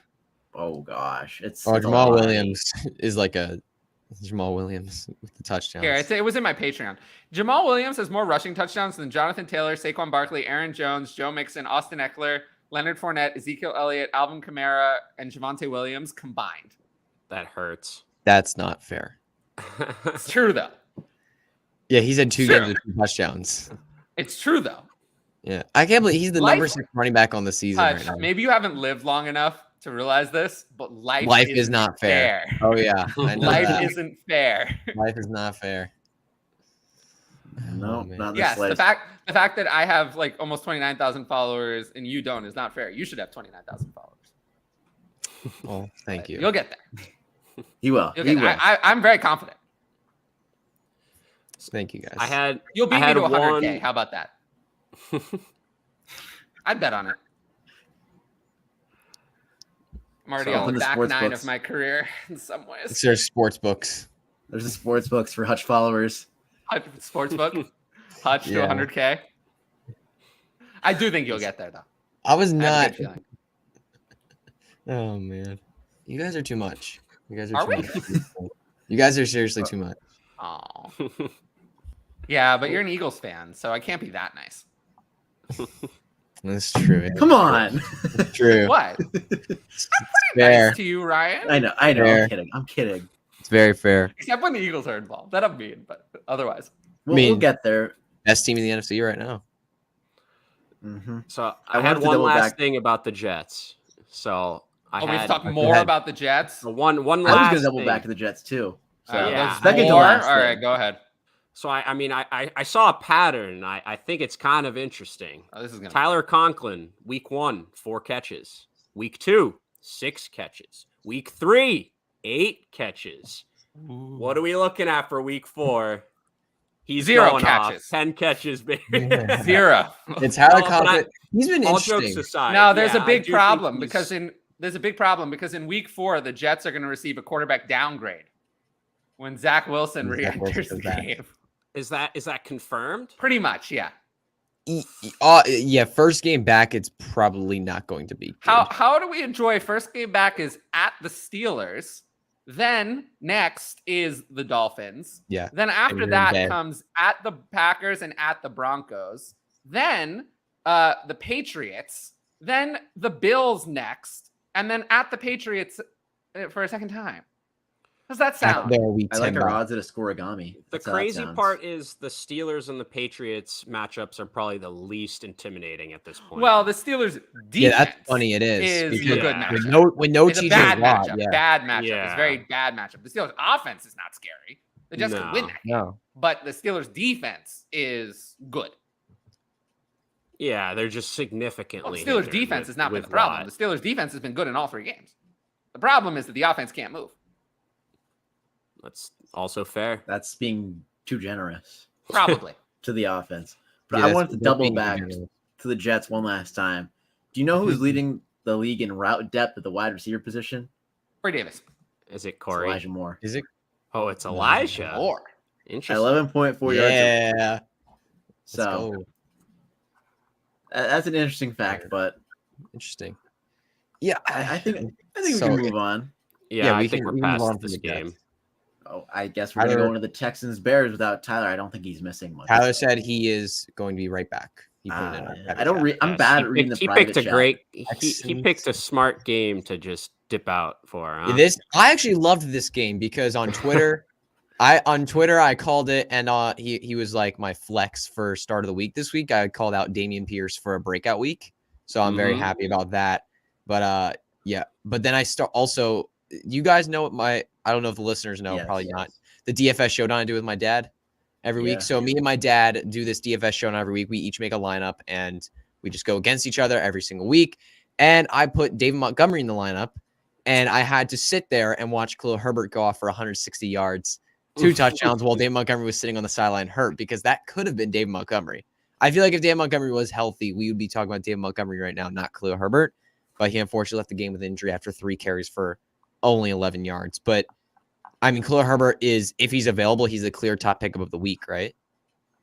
Absolutely. Has to be. Like, I don't think there's a better pickup right now. No, I mean, He he's- I rushed can't in think of one. leagues? No, gotta I think check I his- saw he was like 25% on like ESPN season long at On least. and, Sleeper, I like, saw like 47%. probably a In, like, a little bit redraft. more on there, but I mean, Yeah. I absolutely agree. It's like it was funny because I mean, obviously not funny that Montgomery got injured, but once Montgomery went out, they kind of split snaps. Khalil Herbert and Tristan Ebner actually they Yeah. snaps pretty evenly until halftime, and then once the Bears were like, oh, okay, like Herbert is just running way So much better, better. and like looking great. He completely dominated the snaps in the second half, and Yeah, he took obviously over. did really well with them. He So just looks like he just looks so good. Like when you go back to last year watching him play in those games Montgomery was out, you go back to this half, he is just so electric. He makes people miss. I mean, when you look at I saw a stat post by PFF, it was most rushing yards on the week. It was 2 other players, I can't remember the names, and then it was Khalil Herbert after contact. Was third. Like, he's just Classic. insane. Khalil Herbert has just been making tons of plays every time he gets the opportunity. And he is just one of the I think it's debatable that he could be the best handcuff in fantasy right now. Like an actual handcuff, not like AJ Dillon or Tony Pollard. Those don't really count. But when you talk about a guy who needs an injury to be relevant, I think Khalil Herbert could be argued that he's the best handcuff out there right now. It's one of those things where it's definitely like last year when he filled in, he did such a great job that, you know, some people were saying, oh, like he might even just continue having a role, like keep playing. And obviously we saw that wasn't really true. Yeah. David Montgomery came back and just took that role right Yeah, back. I was But kind of one of those But people. it's very much right now we're looking at the same thing where like, how do you not give this guy more work after seeing what he does without Montgomery and just like with that workload? So it'll be interesting. Obviously, if Montgomery misses any time, Herbert's like a must start, like top 15 back. Like, Oh, yeah. especially Herbert's a just must with start. what that team's doing, because you know, as good as the ground game looked from Justin from Fields. Herbert, it's the complete opposite from Fields and basically all aspects of the game. Like obviously, you know, he had 8 carries, 47 yards. It's like, why you'd think with the lack of passing work and the lack of passing weapons, they try to use Field with how well they're running the ball too. Like, okay, let's get him running the ball a little bit more. And it's like, let's use that as to our advantage if we're not going to have him throw the ball that much. And it's like, no, he's still doing very minimal work and just. The Bears, the Bears don't know what they're doing. No, the Bears don't know what they're doing. They know what they're doing. I have a theory. I have a theory that they're trying to throw Justin Fields under the bus for a full reset. I mean, Fields is not helping himself, but they have the most cap space in the NFL. New coach that didn't draft him, new GM that didn't draft him. Yeah, they're gonna have an insane amount of cap space next year. Because they're eating like 70 million dead cap. I think they're trying to set themselves up to draft someone else next year. Yeah, I think that class is nice. I saw something pretty interesting too. Just another funny thing was I don't know if you guys have noticed too, but almost every time that Equanimeous St. Brown makes a play, his brother also had just made a play. And this happened for 2 straight weeks now. We're on Red Zone. They're like, oh, and Amon-Ra with the catch. And then all of a sudden they pan over and it's like, look who it is. Equanimeous St. Brown with a 40-yard carry. And it's like, what is going? I thought it was really cool. Honestly, it happened a few times this week and last week. Interesting. And it was funny because obviously, Equanimeous St. Brown, he only got a couple, looks overall, but it just seemed like every time he made a play, his brother was over there making a play right around the same time in the game. And I thought that was really cool. They definitely got some type of connection. Yeah. So guys, what are we doing with, okay, go ahead. I was basically going to say, he's not startable, and I don't know who else is in that passing offense. What? Yeah, I was going to ask. I was going to move to Darnell Mooney. I mean, I've seen him dropped in leagues. Are we dropping him at this point, or are we just holding him on our bench right now? Because I can't drop him. I can't do it yet because he receives. Because the thing is, the Bears they're on pace to pass at a historically low rate. It's just their numbers right now are historically low. It has to go up, and Mooney received a 35% target share this week. Yeah, but it's one of those things where it doesn't matter if you get 30% of 10. It doesn't matter if it's 30% of nothing. I totally get that. 3 passes. It's like, I understand. Yeah. So it's so tough. It is tough, but I just can't bench him because I know he's a talented wide receiver. Oh, and go ahead. You mean cut him? I can't cut him. Yeah, I can't. I was gonna say, I hope you're benching him already. Oh my gosh, yeah, I'm benching him. I actually was forced to start him in a league this week. I had nobody. I had Mike Evans, Jacoby Myers. It was just rough. I had to start. I had no choice, and it killed me. Mooney, if you can, you have to bench him. Yeah, in redraft formats, it's gotten to the point where I do think there are some options that have gone off recently that I would absolutely just drop Mooney for at this point. Obviously we saw Garrett Wilson come up, Curtis Samuel, these types of guys. You're gonna have those guys waiver wire. Those guys, it's just it's like those guys are waiver wire guys, and it's not. I'm not going to drop Mooney for anyone. It's not I'd still rather keep him, like you're saying, but there's a certain level where it's like Garrett Wilson, I'd 1,000% drop Darnell Mooney for. Yeah. And let's with Curtis Samuel even at this point. I agree. I have a game. We're playing involves Darnell Mooney. So we're it's just spontaneous on the spot, but I'm gonna go through some of the top waiver wire pickups for this week at the wide receiver position, and you're gonna choose if you want I've had them my headphones in, so I've been listening to what you've been saying. or Darnell Mooney in place of him.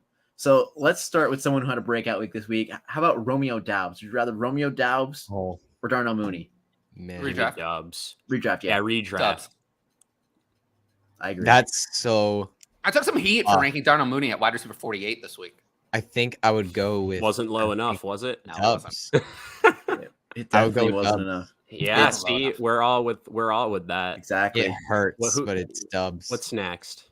All right.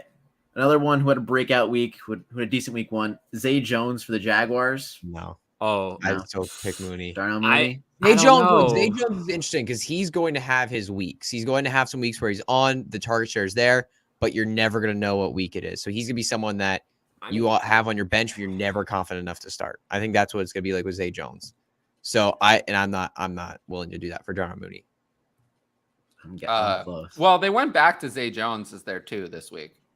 They did. Yeah, that's what it's going to be. They're going to go to him as their number 2 some weeks. Some weeks it's not going to be that way. It's just going Some to weeks it'll be Marvin Jones. Some weeks it'll be Marvin Jones. Some weeks it'll be Travis Etienne maybe, or I don't like whoever. It's not going to be Travis Etienne any week. No, probably not, but No one else gets work there besides those 3. Christian I Kirk's guess that's I'd rather hang on to Darnell Mooney, but I mean, if I had to start one next week, I'd rather start Zay Jones. Can't start Darnell Mooney. I got 2 more names. I agree, but I don't want to start Zay Jones against Philly. Philly's That's defense has been pretty locked down. It's gonna be a brutal matchup. Everyone's favorite DFS darling, Greg Dortch. I thought you were about to say Matt Collins. No, I was gonna get there. Give me Darnell Mooney with DeAndre Hopkins soon. Rondale Moore eventually going to get healthy. Zach Ertz getting healthier. There's going to be too many targets. Greg Dortch is going to fall out. Or give me. I don't believe in Greg Dortch very much, but no, me neither. I think it's one of those things where it's like, Mooney. I think we're going to be willing to drop for like the top option that we do think is going to have more upside throughout the year. Yeah, but that's other than that, we're not going to just drop them for chasing one game that.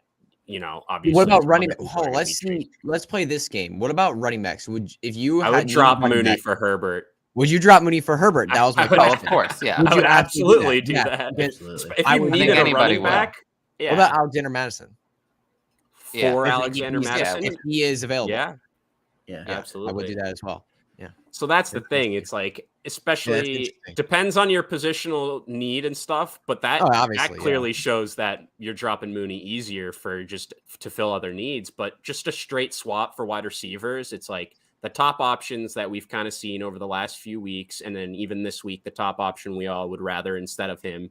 But beyond that, it's more of a hold and just hope kind of that things come out of the bottom of the barrel, because it's just so gross to watch. Yeah. And Cole Kmet, is he dead to us now? Yeah. He was never alive. He was, I mean, it's good to see he caught, would he catch a pass finally or whatever? 2 passes. 2 passes. Oh! He caught 2 so, for 40. You 40. Yeah. So great. Good so, I mean, he's still redraft. I've already dropped him. I never had him.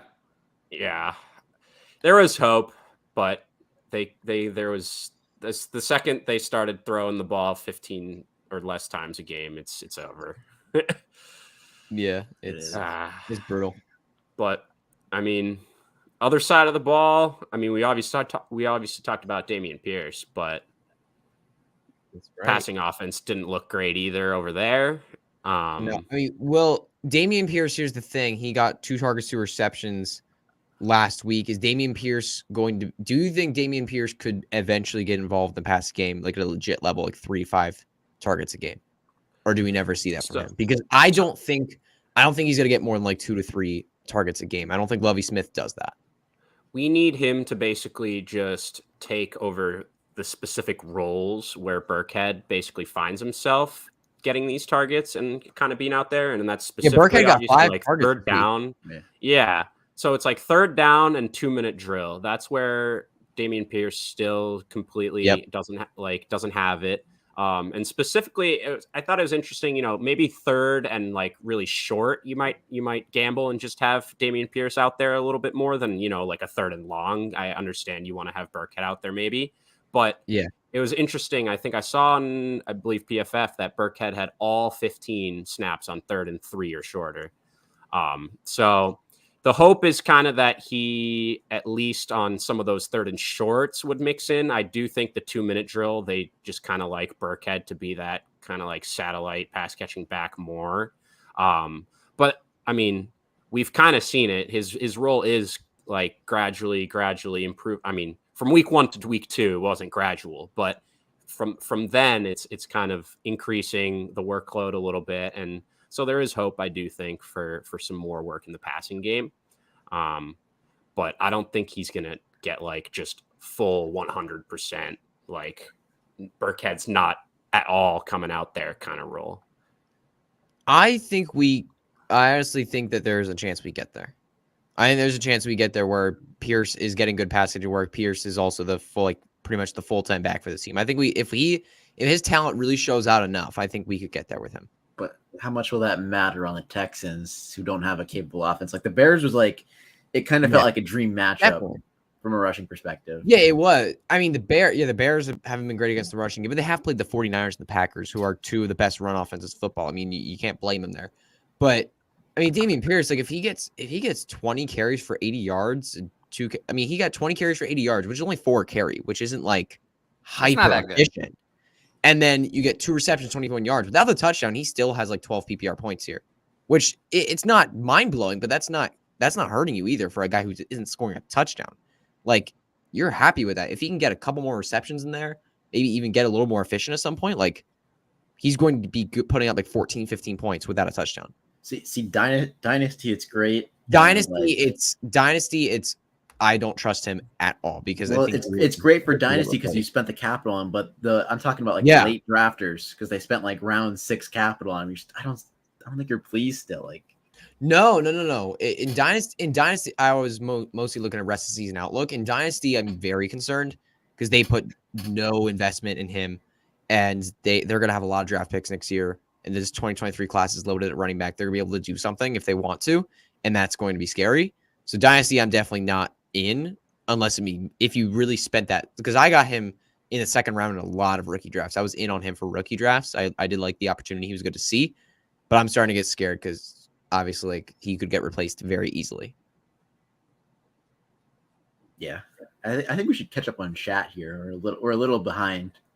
All right, where are we at? I think we're right here talking about the Bengals. Sauce Gardner played great. He did. I don't know if you saw him get Jamar Chase's head. I did. Yeah. Yes. Running back by committees plus passing league emphasis are destroying starting running backs. You know, even in the time I've played fantasy, which hasn't been that long. I mean, it's only been like 13 years. Most of Hutch's life. But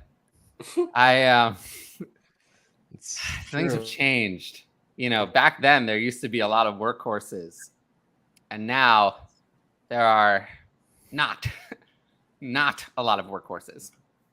It used to be like half the backfields would have a workhorse back. And now there's like none. Now it's tough to find that many that are playing, even 75%. Who's really operating as a workhorse back now? Christian McCaffrey? Saquon Barkley? Saquon McCaffrey, Henry. You can put Henry. Josh Jacobs, technically. Henry at some point. Josh Jacobs, technically. Lately, yeah. Henry this past week at least actually getting the receiving work and them not. Leonard Fournette. Just only giving it. Yeah, Lenny. He's a prime example. But that's it. Has James Conner been in that discussion? No. He knows we get Eno gets some work. Yeah, Eno's been getting good work. Yeah. But yeah, no, it is tough. It's certainly like there used to be 10 to 15 running backs who'd only come off the field for a breather, and now there's like 5. Yeah, it makes it so much more difficult to find, those guys. It just makes it so much difficult when you look at the running back position to find those elite guys, and it makes having those elite guys so advantageous. Yeah. Got to get the cream of the crop, and we tried to identify it with like Austin Eckler. Like we thought Austin Eckler was going to be that workhorse guy again, and he's been getting pulled recently and been used as a grinder. It's been a weird season. Austin Eckler's had a really weird start to the season. It's been very weird for Austin. Sony Michel out-carried him this week. So Michel out-carried him. Is getting concerning. Yeah, also, they just lost Rashawn Slater for the season with torn biceps. Yeah. So I don't think losing all pro left tackles help you out much. No, it does not help you out. It could help out like with looking at a dump off perspective, because if Herbert's under a ton of pressure, he could dump off to Eckler. But that's the only thing that's already been saving him. But that's what's been saving him so far. Yeah, it doesn't really matter. You're right. He had eight targets, 8 receptions this past week, but only even got 48 yards with them. That's how he's saved his scores the last 2 weeks. Just like late game, just dump offs, just catching a couple little passes and just racking up the PPR. But we'll get to that game obviously as well. But you want to run through some hopefully before the Monday night game starts at this rate. Yeah, we got to go faster. Yeah. All right. Ramondre delivered, I'd say, this past week. He did good. This touches. Yeah. Didn't post a monster fantasy game, but still did good. Yep. Mix another reason. These are RB rules this year. Jamal Williams, Khalil Herbert, and Cordell Patterson all have outscored JT. So crazy. It's nuts. Wow. That's a fun stat. Dynasty startups next year going to be interesting to see how far the old running backs fall. It's going to be very interesting. Yeah, it's all right. yeah. All right, this is a good question. Who would you rather in a 12-team Superflex league? Oh my god. Fields or Kenny Pickett? Wow. Fields. What do you mean known versus unknown? There's no known with either of these guys. But wow, that's really tough. I want because coming out of that class when we were looking at the 2020, it was a 2020. Wait, am I getting the year wrong? Trevor Lawrence, Justin Fields, that class that was 2021, correct? I'm right on that, or is it 2020? 2021. No, it was 2021. Okay. At that class, I thought Justin Fields coming out of that class was the best quarterback in the class. I know Trevor Lawrence was really amazing. I thought Justin Fields was a better talent. And I want to believe that even if he gets dumped this year, moved to a different team, that he gets a good opportunity and that he takes advantage. I'm going to take Justin Fields. I have never liked Pickett as a prospect. Yeah. I agree. I think you still got to go with Fields. Yeah, it's really close. When the offseason, it really wasn't close at all. No, but this season has made it so much closer within a few weeks. It's Life comes at you fast, you know. It Yeah. really does. It does. Fields is getting to that category where I just want to get out from under him as quick as I can almost. I believe in the talent, but What goodness. talent? The one. the OSU tape. Well, that was a long time ago. Yeah, it was. I mean, Yeah. did you see my tweet so many of them about Justin Fields? There was the one. Remember, you posted it. You said that what did it say? That the Bears management is sold on Fields. Did you see my response? Yeah. I don't know what they're watching. Not watching.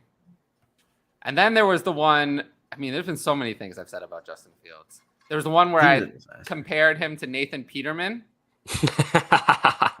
And someone came back at me and was like, Nathan Peterman throws better than that. Oh, Like, Nathan wow. Peterman is a goat. brutal. Yeah. Goodness. It's really ugly. Wow. It's ugly out here. I don't. I mean, I won't have it. I mean, Justin Fields is terrifying. Jesus. We're talking about the Broncos here. Yeah. Right? Game-winning drive. I mean, He sure. finally looks good, but man, has he sucked. I mean, I've seen Tyler's tweets out that you're not starting. You can drop Russell Wilson. Can't Haven't start you said Russell that? Wilson. Haven't you said you can drop him? Yeah, of course. No, I've seen that. In one Yeah. QB, In one QB one redraft, what are you QB? holding him for? I don't know. Yeah, because if Yeah. you're going to play another quarterback over him, there's no. I don't think. there's a What are you point holding having him a for? You're quarterback. gonna hold two quarterbacks, Exactly. can't play him, so I don't you usually gotta like drop. having a second quarterback either. Yeah, Yeah, there's no Gotta point. drop him. Yeah, it's weird to people say. pushing back on that aren't I don't under. playing This regular was one the- quarterback redraft. This was one of the weirdest games ever. That was very bizarre. I will say that was very, very bizarre. The only other game that shocked me more is the Jaguars Chargers game. That was weird. that was actually less shocking to me. Yeah. Because Really? Justin Herbert interesting. wasn't that healthy. Chargers I was team surprised is- he played. I believed in Herbert health more than most people did. I was fine with Herbert. I believed in his health, but yeah, I shouldn't have. Well, if I'd known how healthy he was going to be, I wouldn't have started him. Yeah. Even though he did have that one really nice throw. He did have. he got a throw, touchdown taken away from him at the last second of the game He too. did. Yes. Yes. They're just like, He no He one didn't cares look about healthy, this though. game. We're It not looks gonna like he look should at have it. sat Saved my this draft game out. picks. Yeah, I mean, no, it's clear he's playing hurt, but Yeah.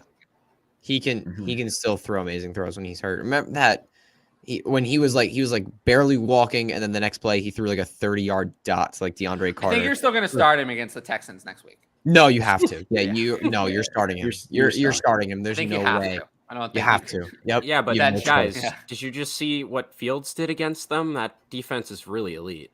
Oh, it's Oh, so no. elite. Oh no. Moving on. Moving on. Just shut up.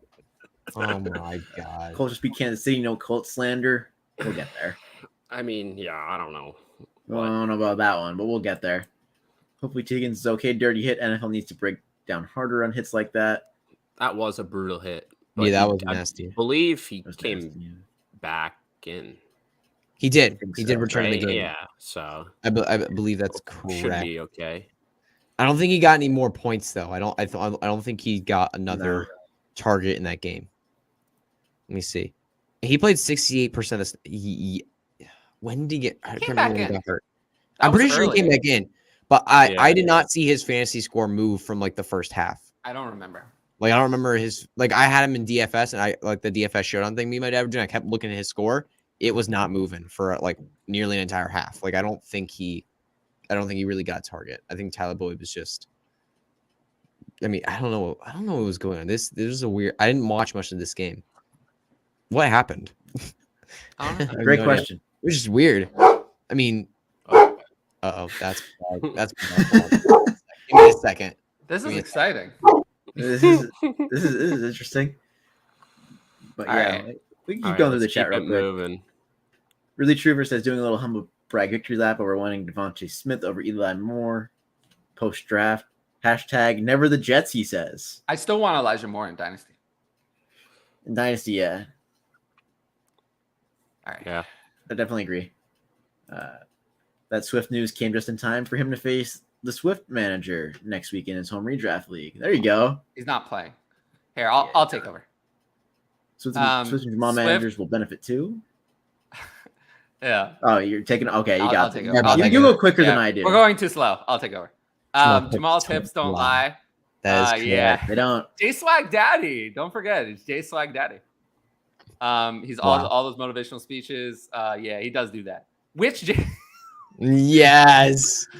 Great. come on, it's that's Jameson, you know it, good. but in redraft, it's Jamal. For redraft. Oh yeah, How much fab do we drop in Khalil Herbert? all of it. No, I'm just kidding. Well, I mean that depends on how long. He's, I don't know. Montgomery's considered day to day, so it's not like But- he's ruled out completely. At least that's what I've seen so far. I That mean, Montgomery's day to people day, so push he back. might. I play. said spend all your fab on Garrett Wilson, and people push back on that. Khalil, you're gonna spend all your people are not. You're gonna spend all your fab for 1 week of Khalil Herbert. No, Maybe? you can't. You Yeah, can't spend all I your fab wouldn't. on Khalil Herbert. I was just joking. I but mean, because if the you're thing is, saving your Montgomery- fab now, you should already empty it by like. Well, I would have week said empty it on Garrett Wilson. So most people who listened to me spent big on Garrett Wilson and got him. I saw a lot of bids. They didn't listen to me and go everything like I recommended, but I saw a lot of bids in the 60s and 70s, and I don't think we're regretting it. No, not at all. He looked good again. But yeah, Khalil Herbert, that's it's so 50. dependent on the league. 50. And I need to know how. I tough, mean, right? also with fab questions, like this show is we're right now at like 3:48 on a Monday. We're gonna know more about how long Montgomery's gonna be out by the time. Yeah, Montgomery's injury right now, like all the reports have been coming out saying day to day. Yeah, but we like, don't know we- what that means. we don't Sometimes know it's what day that to day, means. and That then means nothing. 2 hours later, it's he's gonna miss 5 weeks. So Yeah, like, we have you no never know idea. what it's We don't gonna know. be. What? So let's just say he's ruled out for 4 games. How much would you want to spend? Oh, 50% or more. Yes, easily, right? I would spend 50% or more. Yeah. Yeah. I'd easily go for it. Yeah. The next is the Giants. Seems favorable. The Giants, Vikings, and Commanders are next for the Bears. So I like it for Khalil Herbert. Yeah, Vikings, Commander. I mean, Commanders actually have a decent. Their secondary is more their weakness than the defensive line. Still, I'm Yeah, not scared. I'm not scared. Minnesota is great, but you're not scared of I'm that not Washington scared of the defensive Commanders. line. And the Giants have actually played solid defense. Mackenzie And or I Mooney? expect them to play. I expect them to play good tonight against the Cowboys. Oh, we forgot about this one. I have Wow, Khalil that's Herbert. tough. I think he's great for next year because I think Montgomery's gone. I think Yeah, because but Montgomery's Montgomery's a going to be free replaced agent. with someone else. Yeah, he's gonna be replaced. Yeah. Yeah, but I think even if he gets replaced with some, I think Khalil Herbert could still end up being the lead. And I think he could be actually a very valuable asset. I would, No. if you're in a Khalil Herbert rebuild, is- if you're in a rebuild, I'd still look to sell Herbert though, because if would you're I. looking at a win now roster, especially someone who's dealing with some RB injuries, Now's your chance. I don't think he's ever a going to be lot. worth more than he's worth now. Yeah. Yeah, I agree. Now's your I chance. think I agree. I think I agree with So that. I would. So. I mean, they've made it very clear. I mean, Khalil Herbert has never actually beaten out David I mean, Montgomery. Every time what if- Montgomery's been but- there, he's been the workhorse, In the- let alone just the starter. But if you're talking about like free agency, right? If Montgomery leaves and we're not up to the draft yet, and Khalil Herbert is the guy right now, before draft time, I think his value could be higher there at this point. And than it's it is always right worth now. more in season when the points are on the table. That's fair. Yeah, that is fair. The trades in season are definitely worth more. But that one offseason beat reported that says His value is going to Khalil Herbert's job to really- lose. His I value don't is think going to it's go absolutely outside of insane. the realm of possibility that they re-sign David Montgomery. The question is how much he wants. If David They're not Montgomery is going willing, to give it to him. well, if David Montgomery is willing to take a bad offer, they might.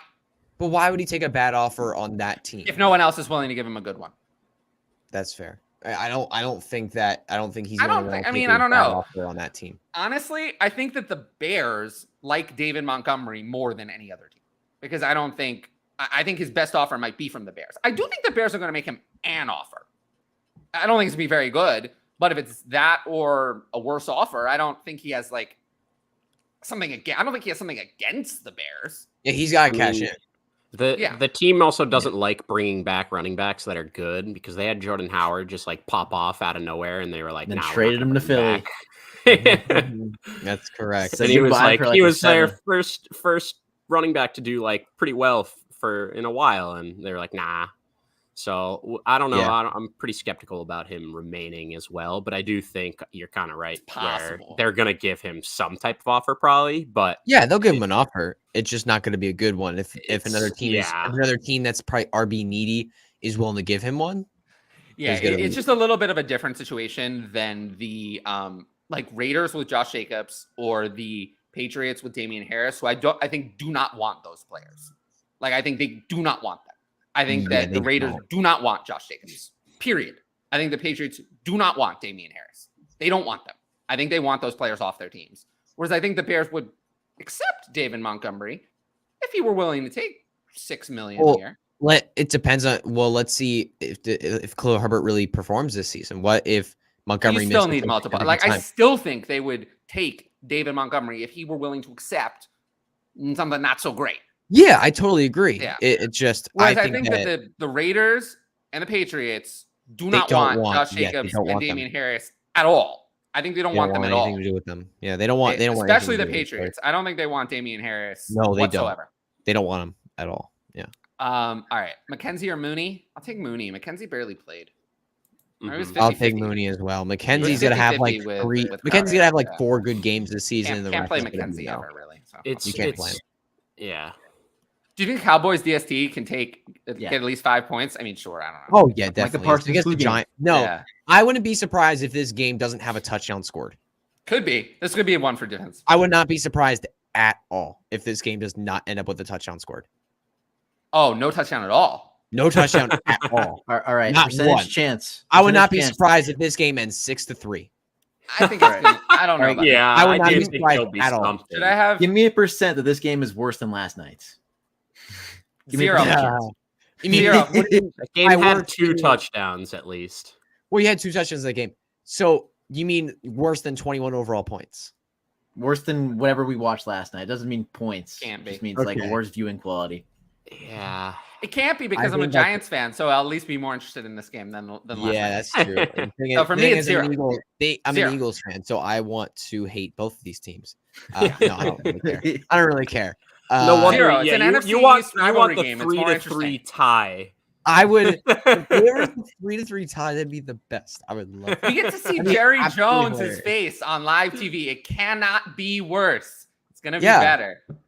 It's gonna be better. Yeah, it's gonna It's be, gonna be more better as we sit All down right, for we 3 need hours Super Rush. to go a lot faster. So We I'm do. gonna. Yeah, this is. I still feel like shit. How many but I'm games gonna, have we made it through again? Like 3. We've made it through. Well, let's say the Texans and Bears. Let's say we're done with that one. So we've That's made it, it. yeah, through we're 3. done. We're done. We've there. made it 3. through 3. All right, let's go. We have Let's- 11. No, we have 12 more.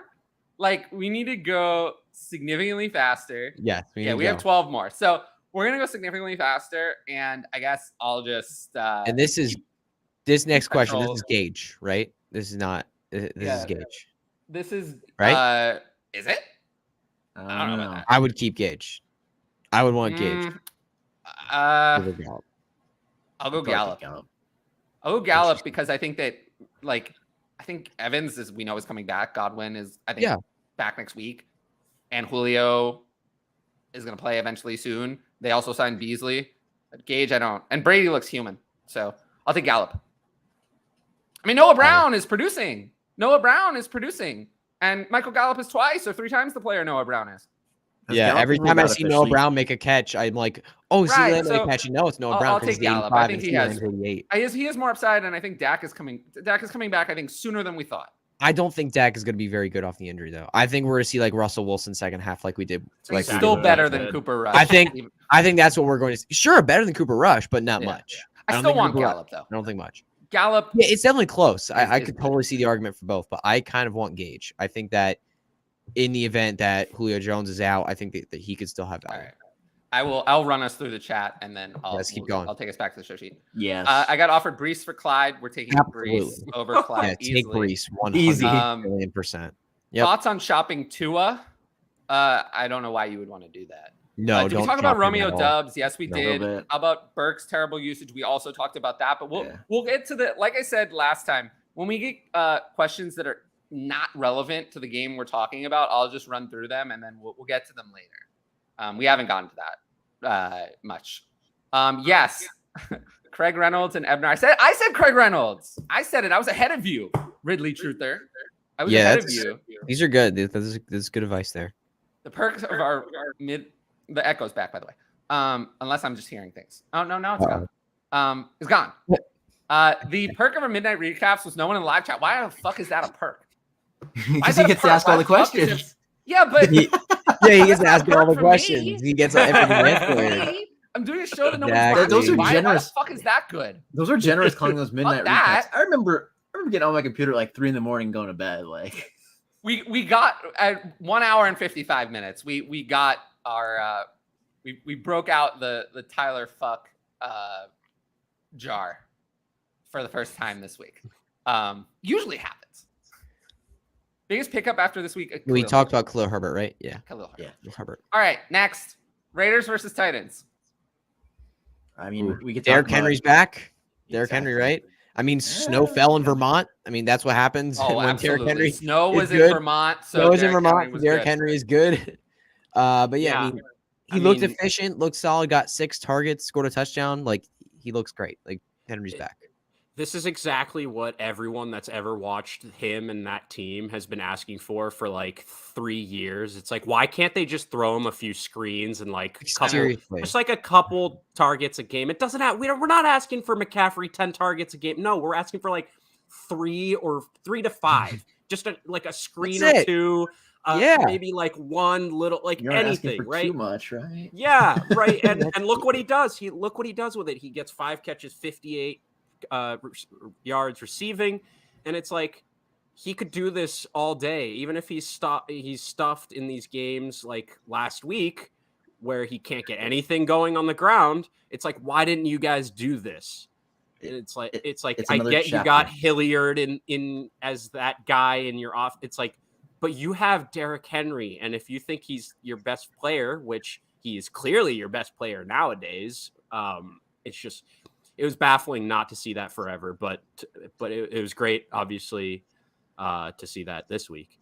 Yeah, it's another win for the Twitter coaches in the Twitter coaches versus real life coaches standoff. Guys, this is I think I just looked through. I think this is only the second time in Henry's career where he's had 6 targets in a game. That's it. Yeah. Henry's never been used to pass it, but we saw it a bit last year though. When you look back at his numbers last year, I mean, look at those first 8 weeks: 4 targets, 6 targets, 3 targets, 2 targets, 0 targets, 3 targets, 2 targets, 0 targets. I mean, definitely not mind blowing, but that's much better than when you look back at his previous seasons. So I think we're going to see more Henry pass catching usage moving forward, especially with like no AJ Brown. Like they need pass catchers. Well, yeah. I mean, really, for the Titans, how much is there really to talk about? Ryan Tannehill. It's fine. not much. Not Ryan Tannehill is a mid quarterback. Derrick Henry's great, and then He played good. nobody. in the Just back. Derrick enough Henry- to win. Derrick Henry is has been a dynasty sell forever. And Yeah. killed it. Yeah. Yep. I want to bring up Traylon Burks real quick. He's a strong buy for me right now. He is. I think he's a great. Yeah. He needs to get used more. Yeah, BJ it was- said it. He They're needs to going use to more. see it. The Yeah. Titans are eventually going to see it that hey, Robert Woods is not it. We need to give this rookie the ball. I think he's eventually going to get there. I do think the demise of Robert Woods was very exaggerated. There was nothing wrong with Robert. Robert Woods actually looked good coming off the ACL. He's solid, yeah, but I feel like they're going to. He was he was playing, the clear number one role in the first 2 weeks, and he was out there, he was getting targeted, he just didn't deliver anything. But this week, he actually was better. He actually just, the team just wasn't doing anything in the past. The team sucked as a whole, basically. So, but yet with Burks, he ran the most routes on the team, which is disappointing, obviously, because the last 2 weeks, it's like he played a little bit, he played 20 more percent snaps the next week, and we're hoping, this week they might, really get him out there, and it just wasn't at all. Yeah, Treylon Burks breakout week was a big thing on Twitter this week. Woods is the one, though. I mean, Woods, I'm going to rank Woods as the one next week for sure. Treylon Burks seventh in yards per route run the first 2 weeks. Like the signs are there. Burks has the opportunity for sure to overtake Woods in this offense as the one by the end of the season, but it's not coming that soon as we were hoping, kind of. You might be able to drop Austin Hooper from your dynasty roster entirely because he was outplayed. You might by Jeff Swaim. Yeah. Jeff Swaim, yeah. I'm interested because the Titans have a week 6 bye. What if we see a switch after week 6? I feel like that would be interesting. I feel like that is something we could say. I don't think we're going to. I think that Ryan Tannehill is the most incumbent of these quarterbacks. No, I mean not a quarterback switch. I mean a wider, like a clear switch from who's the wide receiver one in the offense. I think but nothing's going to change. Nothing's going to change. They're both pretty much out there as similar roles. It's just I don't know how much that's going to change. Like if Burks is open, he'll get more throws. So I think it'll change when it changes and Burks emerges and develops into being a more complete player. Then he's a little raw coming in now. So this isn't surprising. I mean, he's playing, he's out there, he's running routes. I'm not concerned about Treylon Burks. But if I'm ranking for week 4, I'm going to rank Robert Woods ahead of him. I don't see it. Yep. I'm not going to rank Robert Woods very high. That's good. No. Yep. That's you have to rank Robert Woods ahead of Robert Woods at like 40 something, and Treylon Burks at like 50 something. Yeah, this passing offense is just. This passing offense is not a passing offense I'm targeting. You don't want someone in this passing offense. The only reason AJ Brown's good for because it's not a lot of volume. There's no volume because if you're volume, there's no volume. There's also another problem is that the quarterback runs. The quarterback often runs. Ryan Tannehill runs. Ryan Tannehill can run. That takes away, even if it doesn't go to Derrick Henry, even if the play goes to Ryan Tannehill often around the end zone scrambles instead of throwing. So that takes touchdowns away from the receivers, even if they're not going to Derrick Henry. And then on top of that, this is another team that involves the ancillary pieces in a way we don't want. We don't want targets going to Nick Westbrook-Akina or Jeff Swaim. We don't get fantasy points for those. Or even Austin Hooper, probably nobody's starting him either. So there's too many ancillary pieces getting involved. So you just can't start anyone. You can start Ryan Tannehill as a low-end quarterback too if you have to. Derrick Henry, obviously, and nobody else. But they're the easy side of the ball. What about the other side? The other side is a mess. I mean, it's not a mess. If you're talking about Mac Hollins. But that is a mess because Mac Hollins. Can you believe he has the same amount of targets as Darren Waller? No, I can't. And I mean, would you? That's insane. Do you? I mean, obviously, you would add Mac Hollins in Dynasty. Just you have case, to. Right? No, yeah. You just throw him up. Like, the team talked about how they really like him in the summer. He's played 88, 87, and 97% of the snaps in the first 3 weeks. 29, though. He's out there. He's out there on the field. He's massive. And he is. He's a massive dude. Like he's just making plays. Like I thought he was it. The thing is, it's not surprising that he has more, what'd you say, targets than Waller, because Waller literally, he's just not an every down player. He's splitting a lot more time than that is very concerning. And so it's just like, it makes sense to me that Mac Hollins, like you said, is 85% plus of snaps every week. And then when Hunter Renfrow was out, I told you in the last 2 weeks, 90 something? Devontae Adams. Oh yeah, absolutely. He has one more target than Devontae Adams in the past 2 weeks. And that's not going to last. No, it's not. It's not going to. And we know that. He's played at least 87% of snaps in each of the past 3 weeks. Yeah. So he's out there. he's worth adding. If Hunter Renfrow is out, I think he's worth. I don't know. even- Wait, did we ask? Go back to the Darnell Mooney question. Did we ask that question? Matt I'll Collins take and Darnell Mooney. I don't. Yeah, believe that's in still Matt Collins at Mooney. all. That's still Mooney. Ryan, what Yeah. about you? Ooh, Mooney, but it's close. It's Mooney, closer. but yeah, I'm It's the closer same than you way. guys. It's close. It's I'm closer not- for me. I'm not. Matt with, Collins is out Matt there. Collins at all. It's I looked up. closer for me. Yeah. I saw something that Matt Collins doesn't play Hunter Renfro's role, so they wouldn't infringe on each other. So Yeah, it's just the snap share still bumped up though. He's just Yeah. out there more, just out of necessity. I wasn't saying he's just like becoming a slot guy or anything like that, but it's just we saw obviously the snaps bump up a little bit, and then also just the targets went up significantly just out of the necessity of being the third option. We'll see if this But- happens again, but I obviously I'd add him in Dynasty. Other than Mhm. that, Yeah. As for the rest of it, Derek Carr actually. He threw for 300 yards. He was fine. Yeah. Josh Jacobs, despite his illness, Zamir White That didn't was- get a single snap. That was kind of crazy where he was, Yeah. illness and everyone's freaking out. He didn't travel with the team. Add Zamir White. Oh, start Brandon Bolden. And then it's like, Yeah, no, never Zamir mind. White, like I said, 0 snaps. Yeah. Nope. None. I guess None. he is not it. And Amir Abdullah too. He's got nothing the past 2 weeks. It's But it's Amir Brandon Abdullah, Bolden. it's funny. He played a lot of snaps and saw like no touches. Almost Yeah, like Amir he was in Abdullah the has pass played pocket. 12 and 21, and then 0% of the snaps in the past 3 weeks.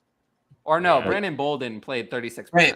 Brandon Bolden played 28% week 1, 0% week 2, and then 36 week 3. Weird. He was out Yeah. week 2. I mean, this is just like we thought this was going to be a committee, but no, it's Josh Jacobs. Like he's the I guy. know. Yeah, that's But what yeah, this I is. am Josh concerned Jacobs about is the guy. Darren Waller and Devontae Adams, but more Darren Waller. Yeah, Devontae Devontae Adams. Adams. Devontae Adams is going to get his act together. Yeah, he's going to be fine. Not that he was bad. He did score, but he saved. I believe he saved the last 2 weeks with touchdowns. Otherwise, it would have been a big problem. Mhm. I'm not concerned about Darren Waller much either. I mean, 6 targets, 8 targets, 5 targets. I mean, I'll take that. That's not horrible.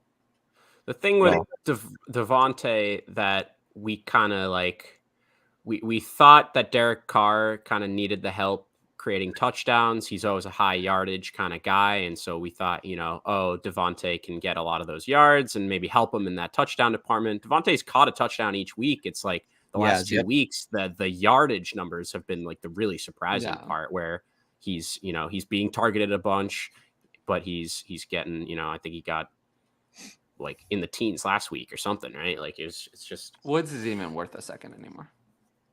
no. Worthless. All right, I think we're done with that game. Yeah. At least I'm Yeah. done with that game. Yeah, I'm done with that game. Let's move it on. Moving Chiefs on. Colts. Yeah. Chiefs, mean, Colts. What else is there to say that Skyy I feel Moore like this game I feel like we've talked about actually Yes. a lot. Patrick Skyy Mahomes, Moore.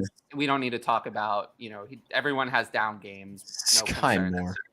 Running backs. Oh, Running man. backs, I feel like we talked about. We talked about Clyde Edwards-Helaire. Clyde Edwards-Helaire didn't even play the majority of snaps, and this was a competitive game. He hasn't played McKinnon- 50% of the snaps yet in a game. So Clyde Edwards-Helaire for me is a huge sell, like a huge sell. in Yes, you have Dynasty. I to, think yeah. he's not it. But it's Uh, just 7 carries for 0 yards is almost impressive, honestly. I don't know how he did that. But he hasn't had more than It is 8 kind of carries in any impressive. game. It's He like- hasn't had more than 8 carries in any game. yeah. Yeah, the thing is, like, he's just. I mean, it's really funny. Also, the Oh, Isaiah Clyde Edwards-Helaire. Pacheco situation is not. Isaiah Pacheco is not it. Because he's got me. Because No, it's McKinnon, if anything, is no. Yeah. he's playing more Pacheco is snaps, not. running more routes than CEH. It's McKinnon that's definitely like the one cannibalizing the whole situation a little bit more than Yep. Isaiah, really. I want to say Edwards-Helaire is not it, but I mean he hasn't gotten tons of work, but with the work he's been really efficient. I mean, 6 yards per carry, 9 yards per carry, and then week obviously week was 3 really bad. week. Bad week. But the problem is that's that he's good. just Then not. again, It didn't matter. He was efficient in weeks 1 and 2, and they didn't hand him more work in week 3. yeah, I don't understand why. I think what's going to happen is this offseason, they have to acquire another. They tried to get Ronald Jones, and that just didn't work. Ronald Jones obviously sucks. But I think that they're going to get another running back, a real one. Put Bijan Robinson in the Chiefs offense. Well, that would be great. I mean, that would be supplanting. Is there a pick higher than 101? Clyde Edwards-Helaire for me is like, if we go into that range, he's in that range of the bad run of the like Josh Jacobs and David Montgomery. And right now I have him behind Josh Jacobs, but ahead of David Montgomery just because David Montgomery is hurt and also not on the Chiefs. Like Clyde Edwards-Helaire can have games like this where he's terrible and still produces. David Montgomery's not going to have that. David Montgomery's not going to have that because the Bears offense is bad. So David Montgomery actually has to play well. Clyde Edwards-Helaire doesn't. The passing work is at least decent. I mean, the passing work, was decent. That's again why I have him ahead of David Montgomery. Yeah, 12 targets in 3 weeks. Like, this is what we've wanted. We've wanted the passing. It's what we've wanted. The problem is just that it's not. It's not out there enough. It's clear the team kind of has like this role for him, and they don't have really any plans of using him anymore. I don't want him as a workhorse. Really. It's not, but not even a workhorse. Like we would be satisfied with like 20 more percent, like 10 more percent, like, like getting a couple more rushes and then seeing this snap share go up a little bit, like not anywhere near workhorse. We would be a lot more in on Clyde in that sense, but we're seeing the team, like he's performing in his limited touches and he's been efficient, like you said, but the team's like, nah, we're going to keep him exactly in this role. Cause like we don't for whatever reason it's not like he's doing so well we should open up his opportunities. It's like he's doing well in his role that we're going to keep him in. And then the rest of the Chiefs, I mean, the receiving game, it lacks a wide receiver one. It's gross. It lacks a wide receiver one. That's what it needs. It needs a one. It's exactly what Patrick Mahomes said. It's sorry for you fantasy managers out there. It's going to be different guys every week. Like that's how it's going to be. This offense, or it's going to be no guys.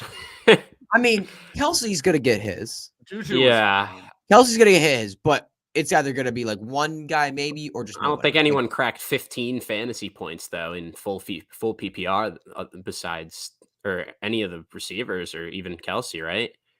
Juju did get 14.9 like that. I mean, we're like right on the right there. And then Marcus Valdes-Scantling with 8.8, Miko Harmon 1.2, so -2. I mean, so you were satisfied with Juju, but you were satisfied. That's it. I mean, we were kind of disappointed with the entire team. They just pretty much just didn't. MVS guys, is such a. They lost the team. We lost 24-0 to the Jaguars. I know it's not good. Like that is what just happened. It's not good. It's not good. The Chiefs need to. But the Jaguars did just spank the Chargers. The Chargers. Yes, they did. So there's a whole lot of weird stuff going on there. The Jaguars. I do think have a decent chance to be a decent team. I do think that if you're in a tight end premium league, I don't mind putting Noah Gray on the back of the bench because if Travis Kelce were ever to get hurt, which has never happened. Really? But if it did, I think that there's room for Noah Gray to actually produce. But that requires Travis Kelce to get hurt. But better to be prepared. Yeah, that's definitely interesting. Yep. But the receivers are all Skyy Moore. We talked about enough. It's really bad. Yeah. I'm very concerned. Yeah, I mean, when he's running behind Justin Watson in week 3 still, it's not a good look. Yeah. I mean, I'm moving him down. I'm moving him down gradually, but it'll, I'm sure I still have him higher than most. Yeah. He's Willis and likely for Kittle. Oh my gosh. Yes. Kittle. All right. Other side. So Colts. I mean, like it's always been a thing. The Colts are simple. You start Jonathan Taylor, you start Michael Pittman. Yeah. I mean, for redraft, yes. For redraft, that's it. I mean, Matt Ryan, it's always he needs his number one. Yeah, I think Nyheim Hines has been interesting. He's 6 targets in the past 3 weeks. Like, if you're desperate and you need like a streaming option, well, I mean, not in Dynasty, but if you got him on your bench, you're just really, really desperate. He could have some weeks for you, especially if he gets in the end zone. Yeah. Like he could definitely have something for you, but it's not. Yeah. It's He's not more going of to a- be. he's like a desperation flex play. Yes, he is a desperation flex play that's going to get you like 7-8 points. If he gets a touchdown, he can get you into like 15. I do think that Alec Pierce is gonna see more time. He had made a very clutch catch in this game. Yeah, I would expect more Right at time. the I end of think the he's game. gonna see more Yes. time as we go along. Yep. Yeah, I agree. And With then Paris Campbell, we know Paris Campbell is bad. And Jelani Woods is No. not real, right? Like 2 touch. No, I mean those were his only 2 targets. Yeah, so I mean, he had 3 targets. Oh, he had 3 targets. Okay. yeah, according to but the no, team, he had 3. Jelani Woods is like one of those physical specimens that is like very, very talented yet raw, but but it doesn't really indicate like the playing time just shows us like he's not really earning himself that much more time. It's very clear that He's going to be like Kyle Mo and Granson. He was Sometimes he gets active in this Well, week, though. but the That's thing is, something. Granson and Mo Alley Cox are just much better blockers, and so they saw significantly more time in basically any set. Like basically every set, Woods was the 3rd most playing time out of the Pretty 3. much, So, I mean, I would love if he started seeing more work, but the team's kind of I don't think it's gonna work out like that. It's basically just like a full blown 3 tight end committee, and it's just. Nope. It's not. It's This tight room not is not great. something you want to be. It's whoever catches the whoever catches the touchdown.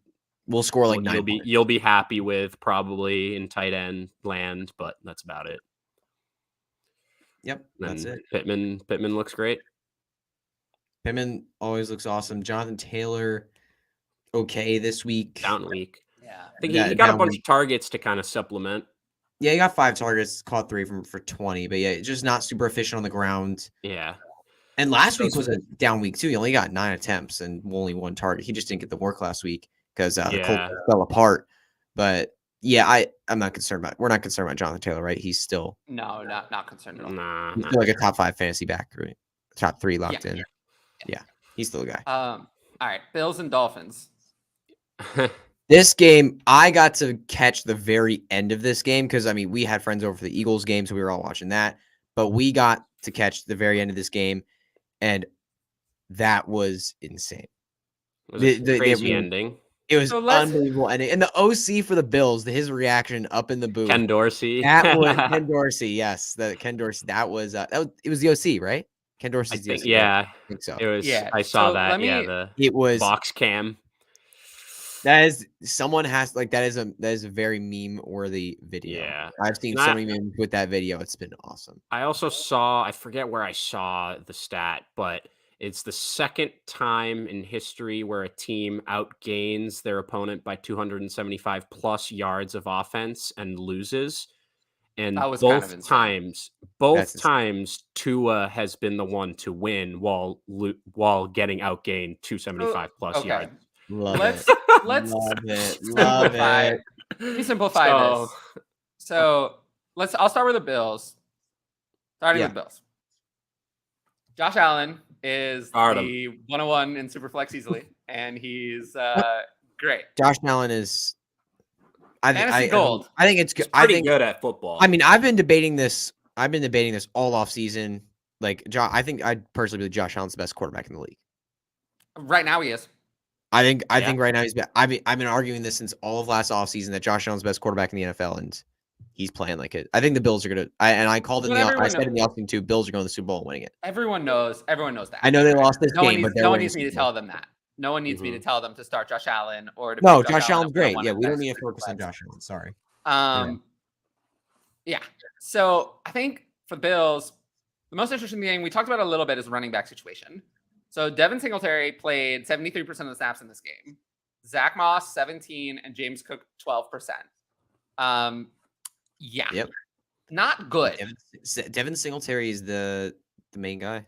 I think that's just it. Yeah, I mean, you love the 9 catches, obviously. Yeah, but I think it's very game script. Exactly. It's very game script dictated, where he's obviously not getting anywhere near that on any given week. But like I was saying earlier, this is exactly what the Bills should do because you don't have that capable of a rusher. Like none of your running backs are that great.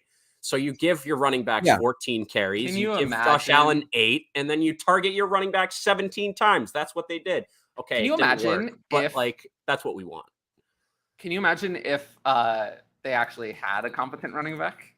Oh my god. Like, Yeah. remember those Saquon Barkley trade rumors? Yeah. But I still You're don't gonna get think traded to the it Bills. would be means- that valuable of a fantasy. Like, would they be with Josh Allen just being so dominant? I think the think Bills, so. if they had that option, they would make room for that option to succeed. Like if they That's- drafted that's Bijan fair. Robinson or Braylon That's kind of Allen, how I. they feel. would make That's room fair, for him that's to fair. succeed. Like that, you But can't. like with these You can't have guys, a club like why? that and not make room for them. Obviously, Yeah. Josh Allen will still touchdowns, but you can't have an option like that and not use them. You're going to make them successful.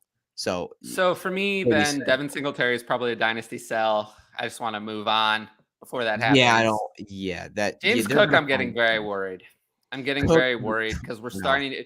It's straight up. Who would you prefer in dynasty, James Cook or Devin Singletary? Devin Singletary. Devin Singletary. All right. Yep. It's Devin I'm Singletary. getting there. Yeah. It's gonna take a Yeah. while for me to get there, just given where I have them ranked. James Cook would have to move quite a bit down. I've never been in on James Cook. I've just never Never? been in. Okay. No, I was never really in. So it's always been Devin Singletary's the guy for me. But yeah, James Cook is moving down for me. I just do think that Devin Singletary's contract is up at the end of the season. I don't think they're gonna re-sign him. Yeah, they're probably So- not, but I think he'll get an opportunity on another team. Maybe. But I don't think James Cook is going to get an opportunity on this team either. I just am That's the holding thing. out hope for James Cook. Yeah, I don't- I did like the college profile. So Yeah, but yeah, he's moving down for me for sure. I'm in, I would say panic meter. I'm at an 8 out of 10. Panic on James Cook. Fair. 8 out of 10. That's fair. Yeah. For some reason, I'm not having the same panic about Rashad White. Even though he's not getting the looks either. For some reason, I'm Well, not as panicked I about think him. he's got a much more like reputable role for him. workhorse in front of him too. We also, because we expected it. Yeah, like we weren't thinking that Rashad White was going to actually step in and be the third down back necessarily on that team, where I think a lot of people did expect Devin Singletary to come off the field a lot for There was a James time Cook. And I think in- people really wanted to make that. There was a time in redraft I had James Cook ranked ahead of Devin Singletary. That changed before the season started, but like when I did my initial redraft rankings, like in June, Mm-hmm. so that changed very quickly. Yeah. But yeah, other than that, I think that's enough about the running backs. Wide receivers, I mean, Stephon Diggs left this game for a bit, but he still had 7 for 74. Gabe Davis played injured. He dropped that touchdown in the back of the end zone that really would have made his Yeah, team. that I'm not was concerned about Diggs or Davis, really? I mean, No, Davis Diggs was just recovering from cramping, injury, too. yeah, we don't really and need to Diggs talk was about. cramping. I don't think we really need to talk about Diggs. As for Davis, can I just give you a No. few comparables, and you tell me which one you Okay. pick? Just the answer. Gabe Davis or Devonta Smith. Dynasty. These are all Devonta dynasty. Smith. I want Devontae Smith. Devontae, I think. I want So Devontae unanimous Smith. for Devonta Smith. Yes. Jamison Williams. J-Mo.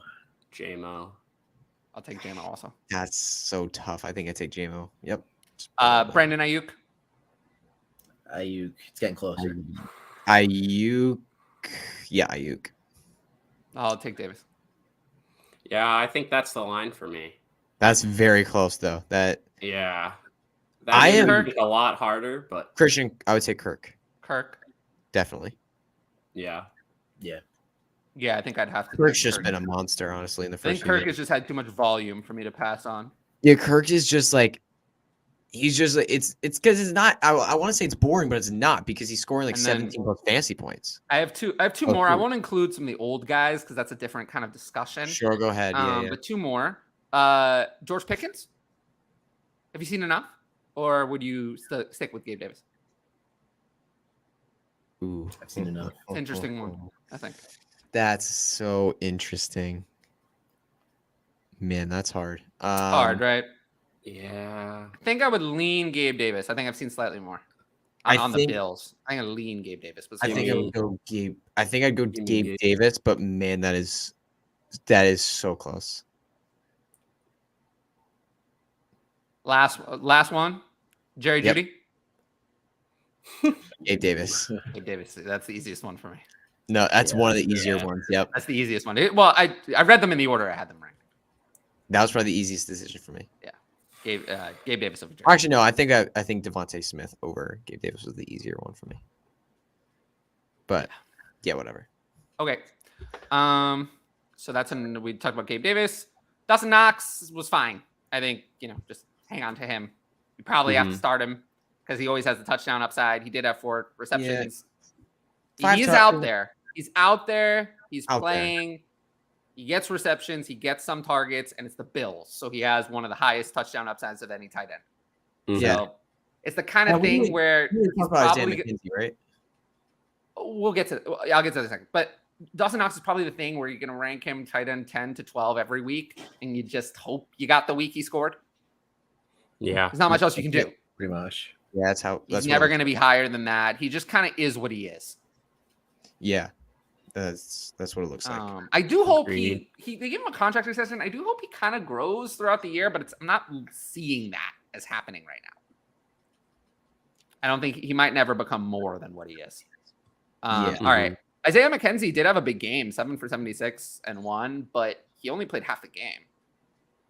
Yeah, I mean, he stepped up mainly because Jake Kumaro got hurt because the team Diggs also went out for a period. Yeah, but last week when we saw Gabe Davis out, it was Kumaro that was basically running as their wide receiver 2 alongside Diggs. And so if the team, the offseason, they said, okay, we're ready for McKenzie to be in a full-time role. They were clearly just lying to us because he's had every chance, every opportunity to be in every role, every down player, and they're doing everything they're doing everything they can to put someone else in instead of him, Kumaro. And if Kumaro is out this week, I will bet the house that Khalil Shakir will be active next week.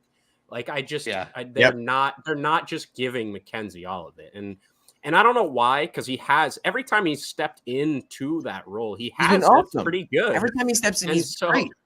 And so I don't understand it really, but for whatever reason, the team He's not a has bad showed player us. to hang on to in Dynasty, though. But his Dynasty ADP is way too high. It was just I don't see him as more than just kind of a gimmick. Mm-hmm. But I think that's about it on the Bills side. Yeah. Dolphins. Tua was in and out of the game, but I'm comfortable with Tua. You guys see that? Good. Because that was very weird. I don't know if you saw that the NFLPA is investigating too, because when he got hit, he was very, very wobbly standing back up, and they took him out for concussion symptoms. And then all of a sudden after halftime, he was totally fine. They said it was just a back issue, that it was tightening up on him. I thought that was very odd, but very sketchy. Weird. Very sketchy, because when you saw him stand up after that hit he took, yes, the hit wasn't that bad because he got pushed back a little bit, but he hit his head really hard on the ground. And when he got up, he was absolutely just could not stand. And he had to get pulled back up. And so that was a little sketchy that he was, all of a sudden fine afterwards. But I mean, the fact that NFLPA is launching an investigation, clearly they thought it was a little weird too. So yeah, exactly. Mm-hmm. So Tua's fine. Tua's going to be good. I'm not concerned. I have him in Dynasty at quarterback 11. I think it's kind of, he's the clear 11 for me. I'd rather have Trevor Lawrence. They're right next to each other in rankings, but they're not actually close in my mind. I'd rather have Trevor Lawrence by a lot. Mm-hmm. Trevor Lawrence is elite prospect, and Tua was elite pre-hip Tua. He's not that elite. I mean, he's looked good in the first few games. I think genuinely. It's not. There's something about him that just feels game. He's a lefty. Flip it. Yeah, I think got it. Flip Josh Allen upside down. I think it's the kind of thing where Tua can succeed and run a good NFL offense with excellent weapons when everything's going right with a good coach. But is not actually elite in his own right. We've said this before, where it's Jared Goff had 2 elite weapons. Tua's better than Jared Goff. I do think so, and he has better weapons. A blockhead. Jared Goff, to me, Jared Goff, I always thought was an idiot. Jared Goff doesn't know anything. He only knew what Sean McVay told him to do. He didn't know anything. He didn't know anything about reading any defense. He didn't know anything about that. He's had to learn that now that he has Dan Campbell as the coach, who's not going to just break down every little thing for him. And honestly, he's been a little better than I thought he would be. But Tua, I think, is better mentally than Jared, significantly better than Jared Goff ever was. But physically, I think he's physically limited in a way that Trevor Lawrence is not. Trevor Lawrence, I think, has everything in him to be elite. To be, Trevor Lawrence could be Justin Herbert eventually. Whereas Tua, I think, can't. I think Tua's ceiling is if you started Kirk Cousins if you had Kirk Cousins starting 10 years ago and you had that in Dynasty, which is worth a lot. That's worth a lot. If you knew you had Kirk Cousins' career starting in 2014, how much would you pay for that? Multiple firsts.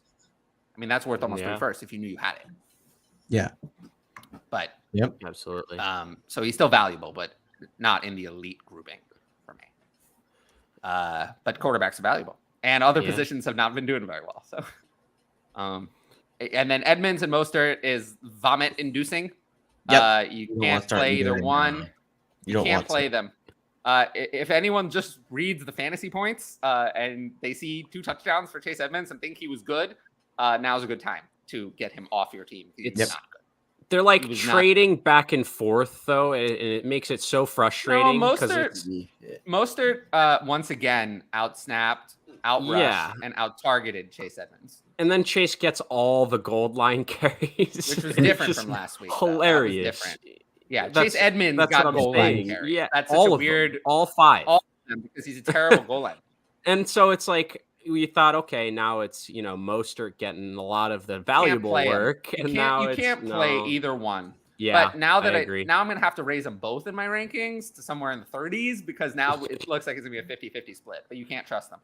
Yeah. Thoughts on Jelani Woods? We talked about him, and it was, I think it's decent long-term, but for this season it's a mirage. What else is there to talk about with the Dolphins? I mean, we love Jalen Waddle. I have him as my dynasty wide receiver 4. Tyreek had a very quiet day. But I'm not concerned. Have a quiet day on Thursday.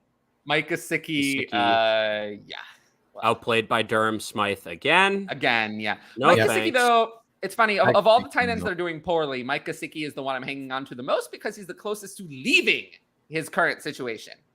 And of all of them, Mike Gesicki, Cole Kmet, and Noah Fant are really the three tight ends that I actually think there's nothing wrong with them, but they're in just situations that are hopeless. Mike Gesicki is the closest to leaving.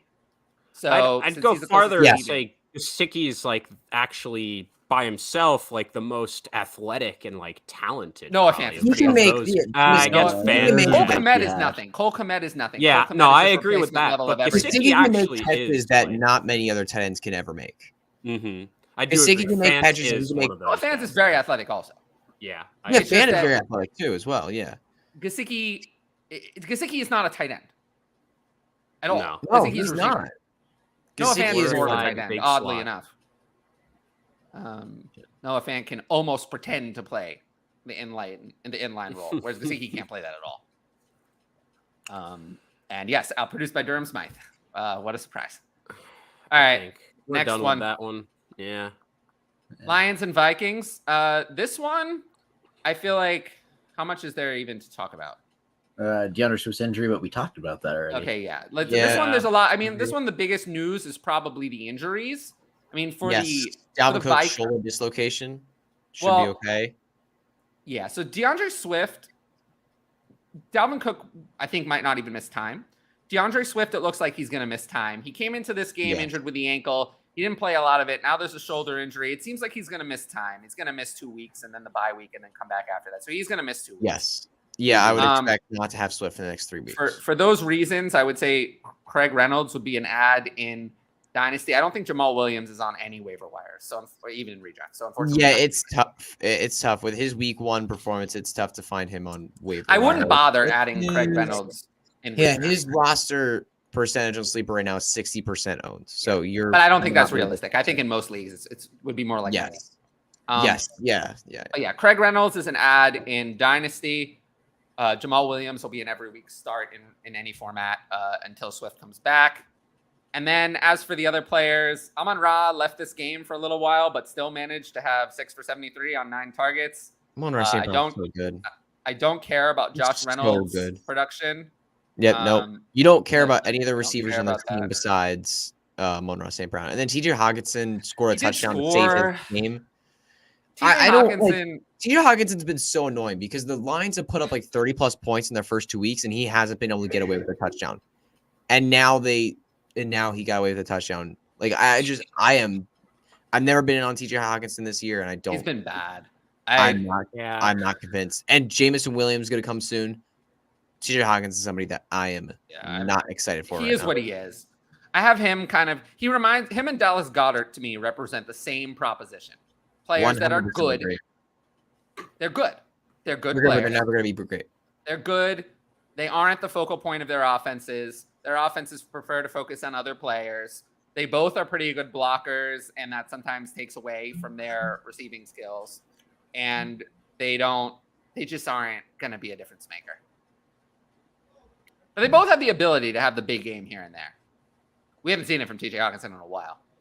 Yeah.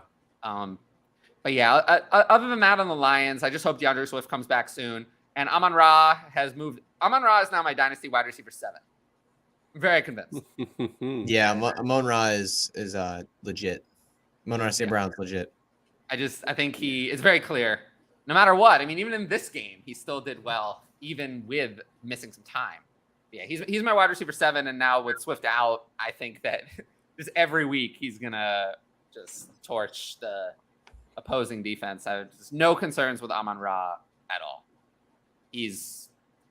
Jamison Williams might come back and have a role. I mean, you saw this week. Next week is the Seahawks. I think they'll do well. But you saw this week there was room for DJ Chark and Josh Reynolds to produce something. Yeah, when Jamison Williams comes back, that's what I'm saying. I have zero concerns about Amon-Ra with Jamison Williams. Yep, zero. There's no concern. I think that at the beginning of the year, before this year, I thought, okay, Jamison Williams has the ability to overtake Amon-Ra. I no longer really think that. No. I think that Jamison Williams even if Jamison Williams hits his ceiling, I don't think he's going to be better than this version of Amon-Ra. So, completely agree, yeah. But Jamison Williams could still produce. That doesn't mean that he can't. I do think it'll be tough with this quarterback for him to be reliable.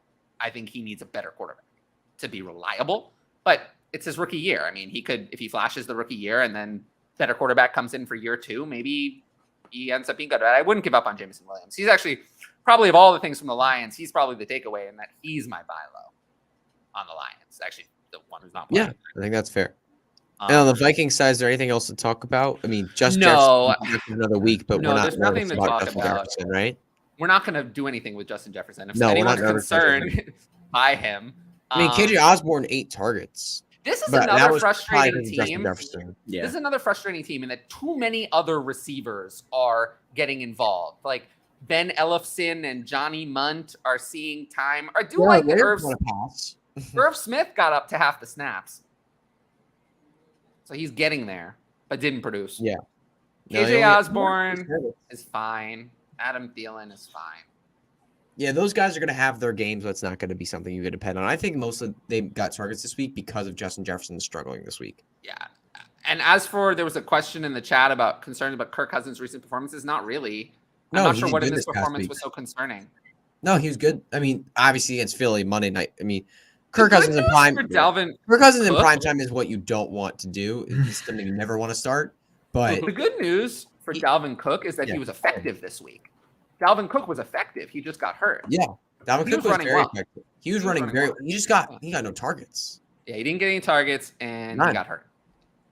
Yeah, but yeah, not too much to talk about. That was one of the games where I had the least takeaways. Again, the biggest takeaway was about a player who didn't even play. Yeah. All right, let's move on to Baltimore and the Patriots. So, oh my goodness, let's start with the Patriots. Pay Lamar Jackson, please. Yeah, that's literally what I have on the show sheet. Yeah. Hey, Lamar Jackson is Someone my pay notes. Lamar Jackson. Lamar Jackson. I don't have the show sheet actually. He balled out like crazy. I love Lamar Jackson. He's where averaging would you rank him in Dynasty. Lamar. The last 2 weeks have been absolutely insane. I mean, he's been insane all season, but the last 2 weeks, he's scored, at least in the league, I'm like one of my home leagues I'm in, he's scored over 103 fantasy points for the Isn't past that 2 nuts? weeks. That's ridiculous. That is not. That's just 7. I mean, like he has 10 passing touchdowns on the season. 10 passing touchdowns, over Oh, here. 230 rushing yards. He's just been Um, electric. All All right, let's Trade see. Analyzer sent me a DM. Well, I didn't receive that DM yet. Javonte, and Jameson Williams plus Damian Harris for Dalvin Cook, Breece Hall, Renfro, and Brandon Cooks. Oh, It's a Um, big trade. it's really easy though. It's the T Higgins side. I Very easy. Yeah, I think I would agree. Yeah, It's not I even mean, close. he and Javonte, you got 2 studs there. It's Jameson not even Williams. close. Oh, yeah, Javonte and I mean, I Breece are hate pretty Damian even. Harris. I hate Yeah. Damian Harris, but like Not close, though. those 3, that 3 core you get with Javonte, and Jameson are it's too much. It's the T Higgins side. It's overpowering. Yeah. Would you trade Deontay Johnson, Dalvin Cook? We haven't had many dynasty trades in the show. Would you trade Deontay Johnson, Dalvin Cook, and Miles Sanders for Damian Harris and Diggs in dynasty? No. And in redraft, No way. Yeah, So, this is no. This is Johnson not- side, no matter what. Hard. Yes. Yeah, hard no on that one. So anything else about the Ravens? Lamar's great. Lamar's Andrews the is MVP great. right now. Yeah, I agree that. My takeaway was that Lamar has 3 times the amount of touchdowns per game than Russ has on the year. That is awesome. So that's bad. I love that stat. That's crazy. Yeah, That's it's not very good. bad, very bad. 12 Understood. total touchdowns for Lamar on the season. Mark Andrews 2 also for Russ. awesome. 2 Yeah, I touchdowns. said that. Beast. Mark Andrews is great. Rashad Rashad- Bateman, just a bit of an Not off game. great. I mean, He's not getting the usage targets, isn't though. great. Yeah. Yeah, Yeah, he's not getting the targets we want, but that's just this offense. This offense is, not super. This offense is just not crazy. But that's where I think it's Mark Andrews, and Yeah. then I don't think I can comfortably or confidently start any of these. No, receivers. Yeah, you don't can't. want. Yeah, you No. can't confidently Like, start them. Bateman, Also- more likely than not, is going to be the guy you're going to start as the wide receiver. Well, unless Oh yeah, he's you're not drafted. starting. Yeah. But like, yeah, I mean, I'm not Duvernay's starting flashed Devin a little Duvernay. bit. Also, I'm not Flash. starting. Yeah. couple not- of yeah. things, and then we'll move on to the Patriots. So Justice Hill actually outsnapped J.K. Dobbins Mhm. and looked better. I wouldn't worry about that, but I would add Justice Hill off the waiver wire because it's clear that he's supplanted Mike Yep. Davis and Kenyon Drake Kenyon Drake was inactive. Justice Kenyon Hill Drake, yeah. is now the running back 2 for now until Gus Edwards comes back. But he's the running back 2 on the Ravens for now. So I would add Justice Hill just in case. Yeah, and Um, also J.K. Dobbins, you still cannot start him Can't at this start point. him. You can't Cannot start him. him until he looks Yeah. better than that. Yep. And He then the other thing for the Ravens is that Isaiah likely fell behind Josh Oliver in He playing did. time, which That is was not not good. fun. So I'm a And little Oliver caught the touchdown, didn't he? and Yeah. Oliver caught the touchdown. He So did that's not catch a ideal. touchdown. So we'll Tough. see Yeah, if keep an eye Isaiah out for that. likely gets more involved, but not great. Josh Oliver sucks. So I wouldn't. All right, and then Patriots side of the ball, Mac Jones left with an ankle injury, right? Have we seen a big Yeah, I'll update get on to- that? Yeah, no, I have something about Yeah, that. But it's is DK worth your projected mid to late 23 first? Yes. Still take DK. yeah. Yep. I would. All right, Yeah. Patriots side of the ball. Mac Jones left with an injury. It's high ankle sprain. I think Didn't he's look going to good. miss 3 or 4 weeks. Yeah, I mean, So he looked like he he was looked in hurt. a Yeah. lot of pain. He was in a lot of pain. So He that means looks like that he was in a lot Brian of pain. Hoyer is coming in. No, it's Bailey Zappi Yay! time. No. Yeah, I mean This Devontae is- Parker 10 hey, targets. Well, but that You was know what I would because love he's to out. see the Patriots do? Eagles, you guys are looking real good. Jalen Hurts is looking good. You got no need for Mr. Minshew back there. They're not going to Give him No. over to the You Pats. can't do huh? that. They're not You gonna can't do do that. They're not going to do that No. as much If as something they'll- happens to That's my Hurts, that's my you can't do dream. That's that. my dream. No, Because you know. I think Gardner. I think we've talked about it before. He deserves another shot. Yeah. Guys. But Brian Hoyer, I'm pretty sure is going to start. I just like As horrible as that is. Sorry, Conan. that's know we it. wanna Like, that's see the only Bailey thing I can Zappi. say. No, but- yeah, you've no I hope. man. do. He's gonna start. I think It's- Brian Hoyer is going to be their starter. Yeah, he is gonna be their starter. It's gonna be brutal. And they get Green Bay next week. Yeah, they're going to lose. Yeah. They're going to were lose. gonna- And you're not going to They're be able going to to lose start. that game. Yes, but hold up. So And I'm completely throwing away everything from the receivers today because Everything. because Jacoby Myers is out. When Jacoby Myers is on the field, he is the number one guy. Like They went back to Hunter Henry as their starting tight end, and Jonnu Smith still outproduced him. Yeah. Is there any reason to continue to roster Hunter Henry in Dynasty, or can you just cut him? I don't think I'm going to cut him in Dynasty necessarily. Okay, would you rather have Hunter Henry or Tyler Conklin in Dynasty? Tyler Conklin. Right. Conklin. So Tyler Conklin was on most waiver wires before this week. So that's the level that's where we are. That's the level that Hunter Henry is. Yeah, I'd be willing to. Let me read you Hunter Henry this season. 3 games. 3 receptions for 28 yards. Yeah. That's one game, right? No. That's all 3 games.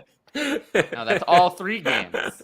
Yeah, no, it does not look good. It's brutal. It's brutal. The only bright spot in the receiving room was Javonte Parker. Any third. Take any third for Hunter Henry. Yeah. He's not worth we're literally talking about dropping him. I'm talking about cutting him. I'm talking about cutting can. Hunter Henry. I'm fine with cutting Hunter Henry. Renfro, I think I would want a second, but if I got a second, I'd take it. Right. Yeah. I don't really want it. And then I think the interesting part, obviously, with this game was the running backs for the Patriots.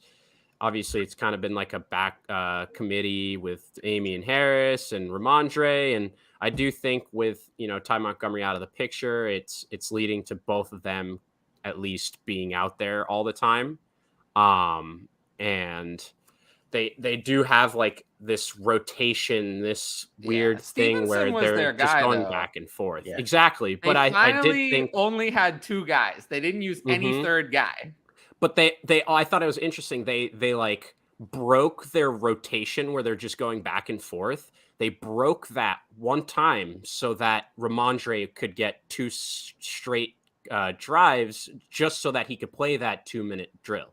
Because he is their guy specifically in that phase of the offense. I like to see that then.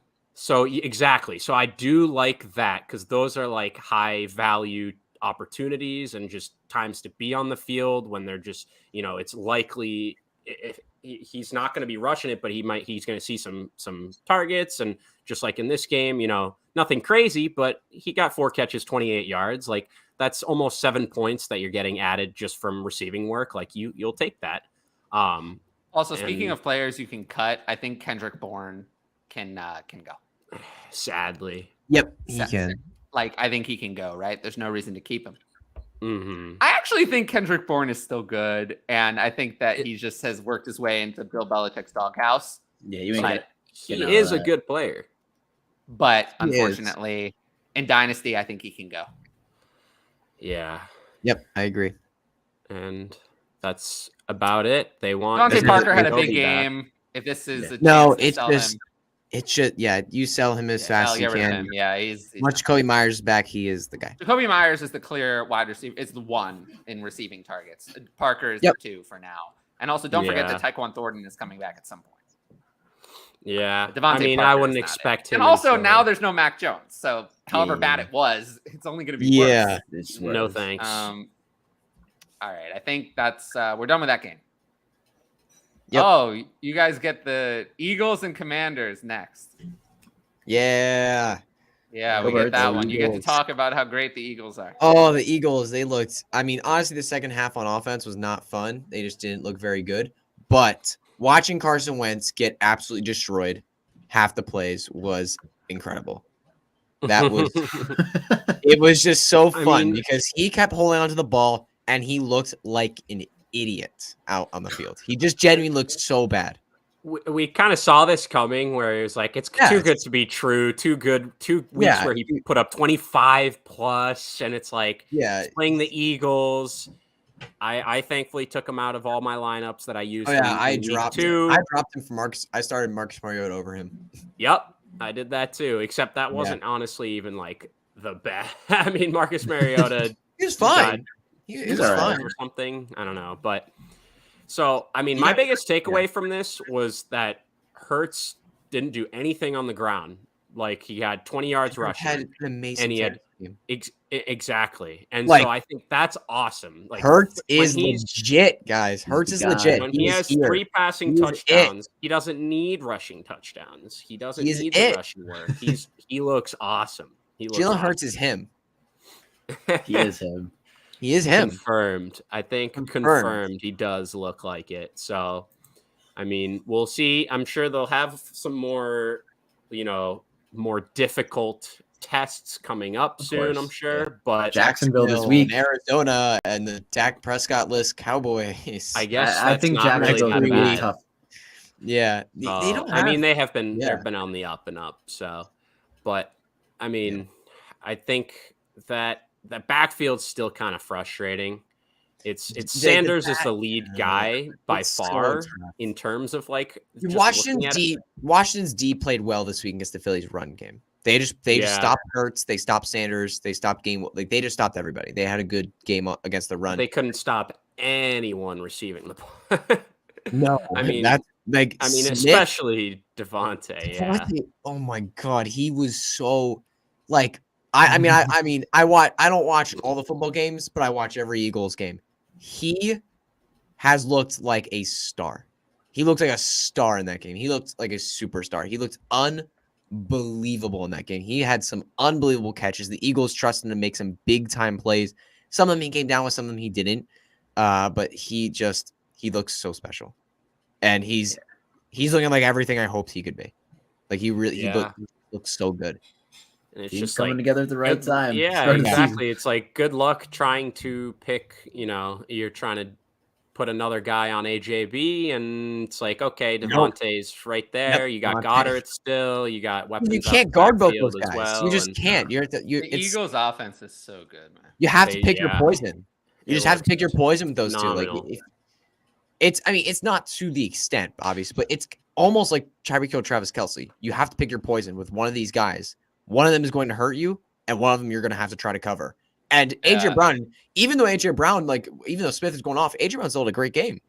I know. Like it doesn't matter. Like both of them had good games. AJ Brown's my dynasty wide receiver 3.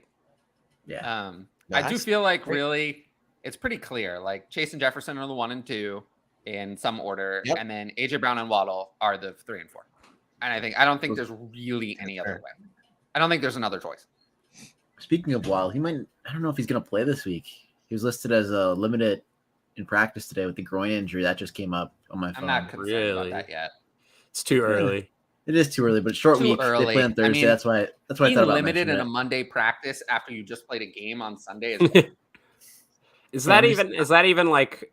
Is that just an approximation? Like, I'm sure they They- didn't practice. It's probably an approximation. okay, Usually yeah. for the I was Thursday gonna game, say. they go through like a simulated practice. They don't actually practice on Monday, but they have to have an injury report. All right, what haven't we talked about from this game? I You've think just we been covered. talking about the Eagles. Yeah, We mainly just been talking about the Eagles, how great they are. We can move over to Washington. How Yeah, bad can we talk? they But are. we can't forget how bad Miles Sanders is. That despite the fact that Miles Sanders. Yeah. I mean, he's had good games so far this season. I trust that the Miles Sanders. This was just an off game, and I trust that in better matchups you can start Miles Sanders because he's you just cannot start Miles Sanders. yes you can. How? You can't start him because he gets vultured on touchdowns by Jalen Hurts and doesn't get any work in the passing game. I mean, he's lucky that he's caught all 6 of his targets, but 6 targets in 3 games is 2 targets a game. That's nothing. And he's turned them into 13 yards. He doesn't get any work in the passing game. He doesn't reliably get touchdowns. You can't start him. 18.5 in for week 1, 11.6 in week 2. That sounds startable to me. 11.6 is a running.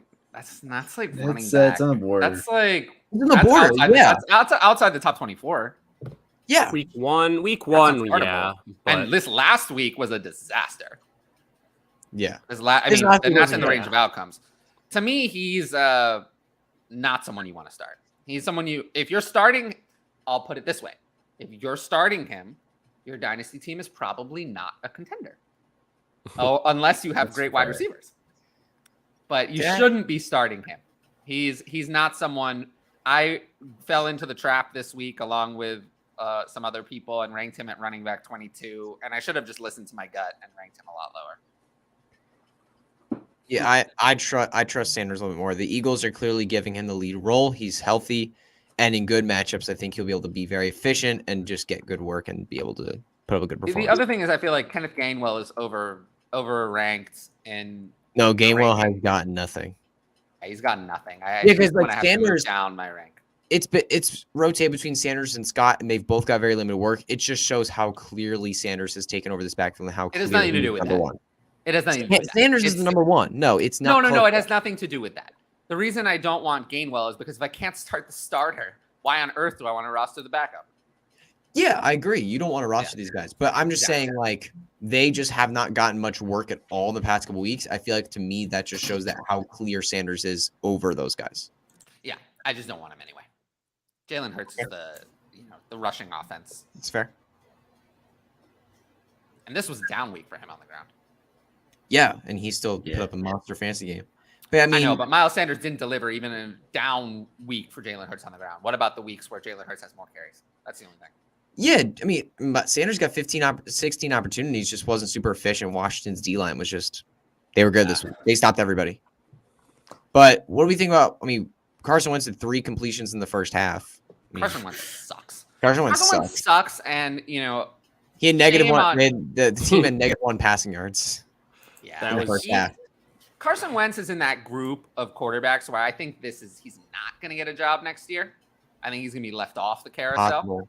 That's possible. But yeah, It's Uh, he somehow managed to get like near 10 points when he was sitting at like negative or 0 like the entire game. That was just the garbage time will get you. I will say Garbage time. This was, I mean, McLaurin came in garbage time. Curtis Samuel got some solid work. Jahan Dotson just didn't do much on his 8 targets. Jahan Dotson, though, had 8 targets. He was still out targets. there. There is no panic for me with Jahan Dotson. No. No, I love this trio. I mean, not necessarily for fantasy, but this trio of wide receivers looks really good. I think. I mean, would you Terry try to McLaurin- buy Javonte Smith? Yes. Now it's too late. But I told people to buy Javonte Smith Yeah, after it's week 1 it's because too I was late like, at he's this still point. good. I understand it might be a wait, but I'm willing to wait for someone like that in Dynasty, like I was willing to wait for Hollywood Brown, and that's working out decent. It's too late now. You can't buy Devontae late Smith, now. but if you But bought I did. him I did earlier, recommend. I recommend buying Good. low on these talented players. The problem is, people. You got to trust me to make that determination between Devonta Smith and Darnell Mooney.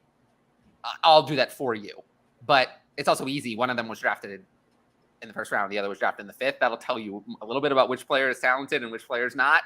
Yeah. Why I'm recommending buying low on DJ Moore. Because he was drafted in the first round and has 3 1,100-yard seasons on his resume. Maybe not buying low on Darnell Mooney, who has nothing. Yeah. Is You there just anything gotta. else to talk about for the Commanders? I mean, you keep playing Terry McLaurin, keep playing Curtis Samuel. Terry hard to- McLaurin yeah. is tough because I Curtis don't know Sa- if you followed that game, but he literally was not involved until the very No, he wasn't very at all. It last was all end of the garbage game. time for him. It was all I garbage I would time for say him. that I mean, look at the work. Yeah. if I ranked Terry McLaurin low this week, I had Terry McLaurin at wide receiver 24, Curtis Samuel at 30, and Jahan Dotson at 40. And I would say that what's coming up next week? Next week is the Cowboys. Dallas. That's a pretty easy matchup. That's I'm not that's afraid of the Trevon Cowboys. Diggs. I'm not afraid. I think Terry McLaurin will be able to beat Trevon Diggs. Yeah, I'm not afraid of the Cowboys. I'm not afraid of that. But I still think like it's gonna be tough to rank Terry McLaurin much higher than 24. He just doesn't. No, yeah, have- because there's so many good wide receivers. There's the wide receiver position is so deep. There's so many great guys. It's so hard to rank Terry McLaurin. But in terms of the order, High. we're still gonna have Terry McLaurin 1, Curtis Samuel 2, Jahan Dotson 3. yes, that's the order right now. That should Logan be it. Thomas, you can't play anymore. Nope. He's Yeah, you can't play losing more and more snaps and did nothing. And then JD McKissick is frustratingly a thing. Yeah, G. McKissick is back to being a thing. And Antonio Gibson is 1 week from bye-bye. I love it. Bye-bye, Antonio Gibson. I've been waiting.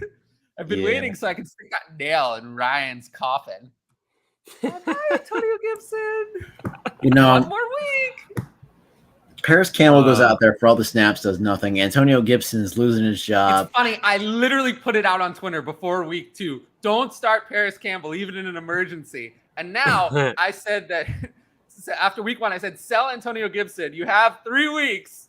And now it's one more week, and then it's over. I really do think Brian Robinson comes back in week 1 as the start. This first week he comes back. Because Antonio Gibson has looked like crap. He hasn't looked great. It's very Antonio Gibson has never been good. He was good for like a short period of time in the rookie year, but last year he was not good. He was really not so good. And if you just look at the team's been gushing about Brian Robinson and they're so excited. About Antonio. You remember the look on Marlon Mack's face as a rookie? There's that picture of him. There's a picture of him, and he was looking at Jonathan Taylor. And seeing there was like a look of dread on Marlon Mack's face. You could hear when Antonio Gibson was talking about the return of Brian Robinson, he was excited. That's a nice thing to say. Yeah, he's going to return. But you could tell there's dread. There's dread. He knows that it's when a Brian business. Robinson comes back. It's your career. You can't fault but he him. knows it's over. He knows when Brian Robinson comes back, it's over. He knows that he lost the competition to Brian Robinson. He knows that Brian Robinson is the starter. And he knows that when Brian Robinson comes back, Antonio Gibson is going to be on the bench, and that's it. It's over. Yeah. Sucks for him. Yeah. Yep, it does. Wow. All right, you want to move on? Yeah. Before Before we we get to the next game, I gotta head out, unfortunately, due to work. But keep crushing it. Keep watching if you're here, and see you guys next time. See you, man. Hutch, you should come on every week. Yeah, I thought about it. I like actually the people want that. So say in the chat if you want that, and I'll see if I can make it happen. Yeah, it's tough. Yeah, every week would be harder for me because these are usually my recording days for my podcast as well. So I don't know if I can come on every week, but I honestly love coming on. I love interacting with the fans, answering questions, talking to you, Tyler, Ryan, Conan. It's really fun. So I really like this. All right. I think we're done with the Commanders. I haven't been on a live stream in a while. This is fun. Really? I haven't been on a live stream in a while. I've missed this. I've missed the live stream. You can continue being on a live stream as we get to the Saints and the Panthers. What about Yeah. I will now leave. No, I'm just kidding. Yay. Yeah. Not yay. Okay. Not yay. I'm just going to put this out there. I saw somebody tweet this day. I think it was Nick Strip tweeted this today. Yeah, I know Nick. Sam Darnold is better for fantasy, is better for Christian McCaffrey than Baker Mayfield is. When you look at a fantasy football perspective, and I completely agree. I couldn't agree more. Baker Mayfield is completely ignoring Christian McCaffrey as a pass catcher. It makes absolutely no sense to me, and this is why Christian McCaffrey hasn't been great so far. Did you see the video? It's so frustrating. Did you see the video where Christian McCaffrey was doing like this, and Baker Mayfield was looking in the other direction? Nothing. Yeah, I mean, McCaffrey. Did you see that though? There's like a video of it. I saw that. Yes, that video. It was insane. You want to know the funny thing about? You want to know the funny thing about that? I actually had no idea that video existed. I just said it and was like, it has to be there. Like, there's a good chance that video really exists, right? I thought I saw something where I saw. But see, it was so believable. It was so believable that both of you believed it really exists. That video, I've never seen that video. I don't think it really exists, but it was so believable. I'm serious. I thought I saw. Does it really exist? Because I just made that up. But it would be really hilarious. I'm very sure I saw a play or something at this point. But either way, you see what I mean. It either really exists, and that's terrifying. I'm pretty sure somewhere. Or it doesn't really exist, and it was so believable that you guys just believed that I made it up, and it's still like it was so reasonable that it was actually out there. Yeah, bad. 4 and 2 receptions in the past 3 weeks. Like DJ Moore should get in touch with Odell Beckham's father. That would be great. Yeah, I mean, because Christian McCaffrey's pass catching numbers, these should be like he's 4 2 receptions in the past 3 weeks. Terrible. Yeah, that should be There's like nothing wrong with Christian McCaffrey. It should be like 6, 7, 8. Like that's what these should be. Like I said, I don't think there's anything wrong with Christian McCaffrey. No, there's nothing wrong with him. He's averaged 3.3, 6.8, and then 4.32 on the ground. I would say it's time to move Christian McCaffrey down my fantasy rankings, but who am I going to move up to take? He is not. But you say that, but who am I going to move up to take his place? We just went through all of the running backs this week. How great they all were.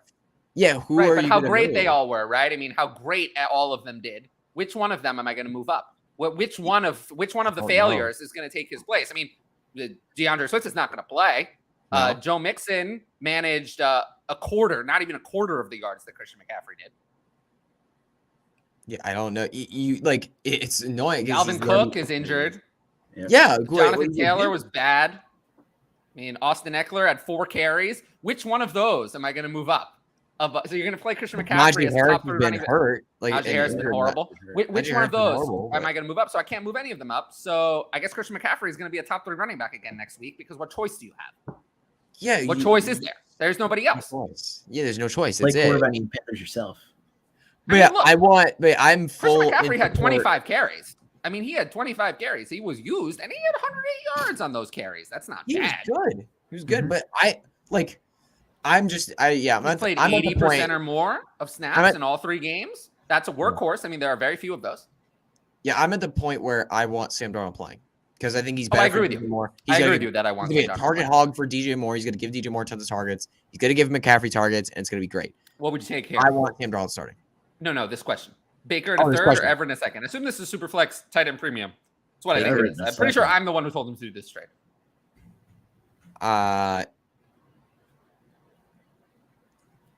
Man, that's really. I'll take the second with Everett. I think because the third means nothing to me. Yeah, I mean, I'd rather have basically pointless. And Baker, I honestly think I'd rather have Everett over a third, and I'd rather have a second over Baker. So I'll take that side. Yeah, assuming I agree. It's tight end premium, like I thought. I think I completely agree. Yeah.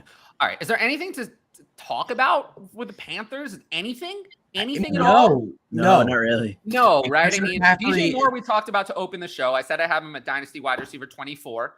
I think that's reasonable. I don't want to move him down too much. I don't want to. Chenault with 90 yards and a touchdown. Most of it was on one catch. It was on one catch. But I have DJ Moore at 24. I don't want to move DJ Moore down. It's not like it's like Mike Gesicki.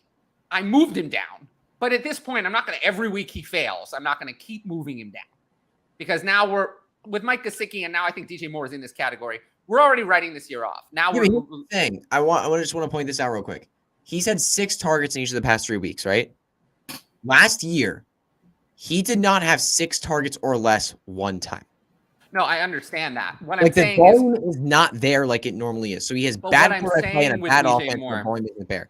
Is it similar to Mike Gesicki? We already know he's going to fail this year. Continuing to move DJ Moore down in dynasty rankings every week he fails. You start to get to a point where you're counting it multiple times.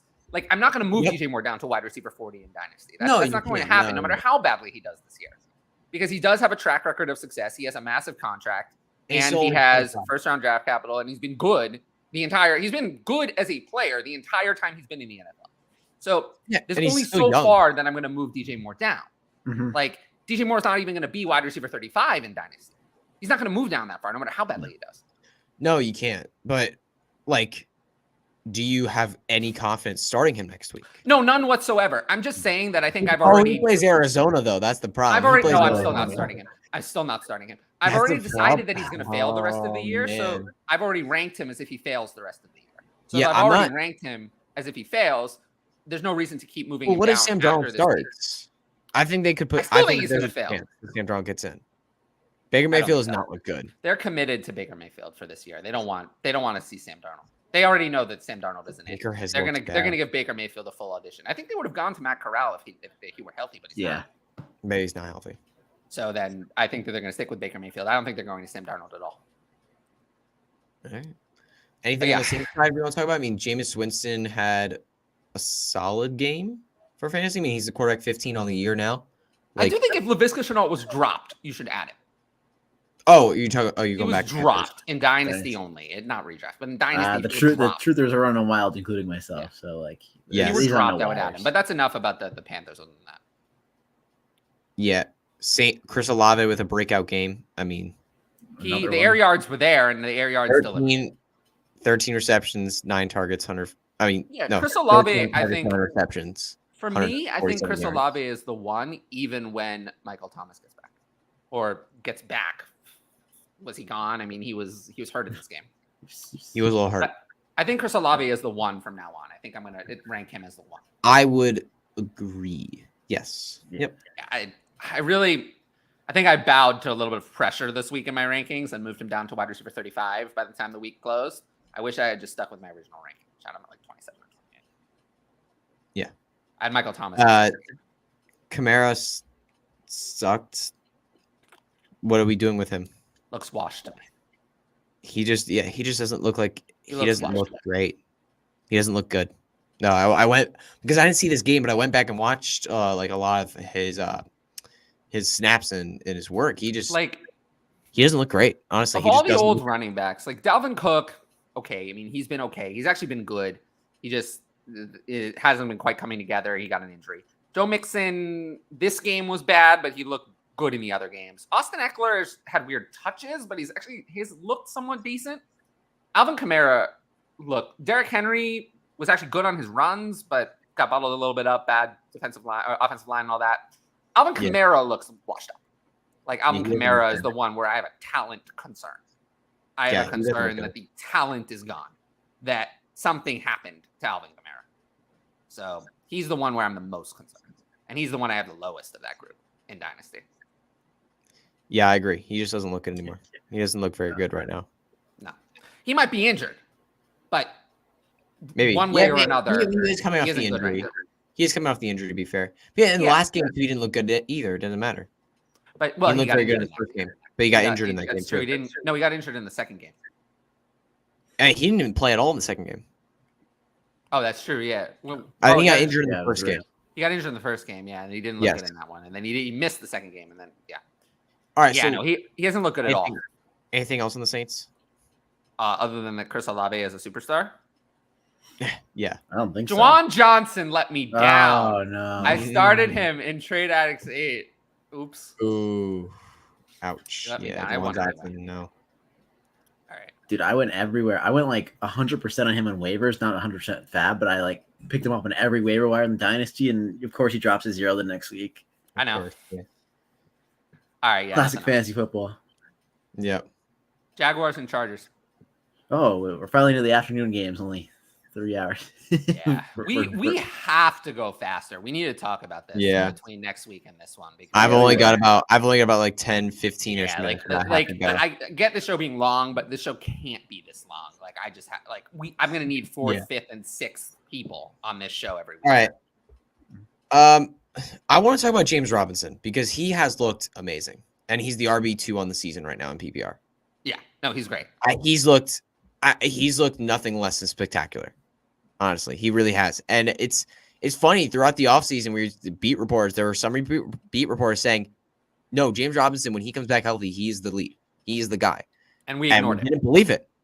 We didn't believe it. No. I mean, I was never in on Travis Etienne. Like I was never in on him. I was definitely very low on him compared to the community. I was also never in on James. I was never in on James Robinson either. But as he started to get healthy, I was like, maybe he really makes an impact because he's looking good. Yeah, and he's been dominant. And he has Philly next, who have been awful against the run. Houston, week 5, awful against the run. And his playoff schedule, I know playoffs are very far away right now.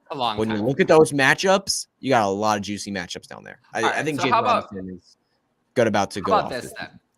Straight up in Dynasty, would you rather have James Robinson or Travis Etienne? James Robinson. Yeah. Okay.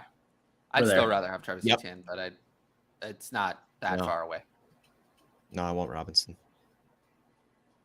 I get they're giving him the ball. They're giving him because this isn't the coaching staff that drafts. It's not the coaching staff that drafted James Robinson, but it's also not the coaching staff that drafts. It's also not the coaching staff that drafted Travis Etienne. To be fair, no coaching staff drafted James Robinson. Yes, that's fair. Undrafted. That's fair. But this coaching staff did not draft Travis Etienne in the first round. That investment cost that we want in him, that we've seen from him, that should be washed out the window because they did not invest that in him. Yeah. Like they didn't do that. They are coming in with a fresh slate, a clean slate. Who is the better running back? And right now, it just looks like James Robinson is the better back, and that they're giving him the work. Yeah, it's just that simple. James Robinson is straight up outplaying him. He's even getting not great, but I mean, 2 targets, 3 targets. That's not amazing. That's not spectacular, but I'll take it. My guess is, given our responses, that I'm the only one who would be selling James Robinson. I am holding. Yeah, I'm not. Yeah, I I'll think hold he's good. I think he's good. I'll still take any first for James Robinson. Well, yeah. Oh yeah, if you can get a first. Yeah. Yeah, but that's not realistic. At this Here's point. I think it's more realistic than you might think. But if Interesting. let me suggest, I'll make a suggestion. Okay. If you have James Robinson and you can potentially turn, it's probably not going to be another running back, but if you can turn James Robinson into, here's a couple of players I might suggest. Jameson Williams, Jahan Dotson, Oh, either of those. Or if you want to go a little lower, George Pickens. Any of those players. I would take all of them in Dynasty over James Robinson. Jameson Williams, it's funny. Jameson Williams is one I have ranked the highest, but since he hasn't played, I think actually might be the most likely. And I would do that without a second thought. I would take Jameson Williams. So tough. That's really hard for me. I just think it's going to be so obvious once Jameson Williams gets on the field that, like, what were we thinking? Like, Yeah, what were we thinking? I think Jameson. I'm struggling the least with Jameson Williams. I think I'd take him. Yeah. Well, I actually have When Jahan you look Dotson at ranked higher Jahan than Jameson Dotson, Williams. When you look at Jahan Dotson, Curtis Samuel's looking good. Terry McLaurin. They have Carson Wentz and quarterback. Big problem For me, right now. the fact that Jahan Dotson has had an 80+% snap roll, has had targets in every game, has scored multiple times, and has done all of this with Carson Wentz in his first three games in the NFL, tells me, as a first-round player, tells me that player is going to be very successful. Yeah, he almost should be. always. He should be. Almost always, when a rookie comes in and is a starter immediately and produces immediately, how often does that player fail? How often does that player fail? That player almost always succeeds, especially when they're a first-round pick. Almost always, that player ends up being really good. Almost every single time. But problem is he's a wide receiver and James Robinson's a running back. If you can get what have we talked about? What have we talked about earlier? Remember that as much as we can say James Robinson isn't going away, Travis Etienne's also not going away. Travis Etienne has continued to have a role that has been not zero all of these weeks, and he's not going away. So, and what have we talked about? The whole show. We talked about how we probably are way overvaluing running backs and are way undervaluing wide receivers, given how they've been scoring this year and really the last few years. I think we've taken a while to catch up to this. And I think it's time to recognize that putting your dynasty value in wide receivers, which was the old strategy that we went away, kind of when I started playing Dynasty in 2018, that was like the strategy. We kind of moved away from that for a few years. But I feel like we're going back. I think in Dynasty, But that's a Dynasty take. I mean, in redraft, obviously you want James Robinson over Jahan Dotson. Yes. Yeah.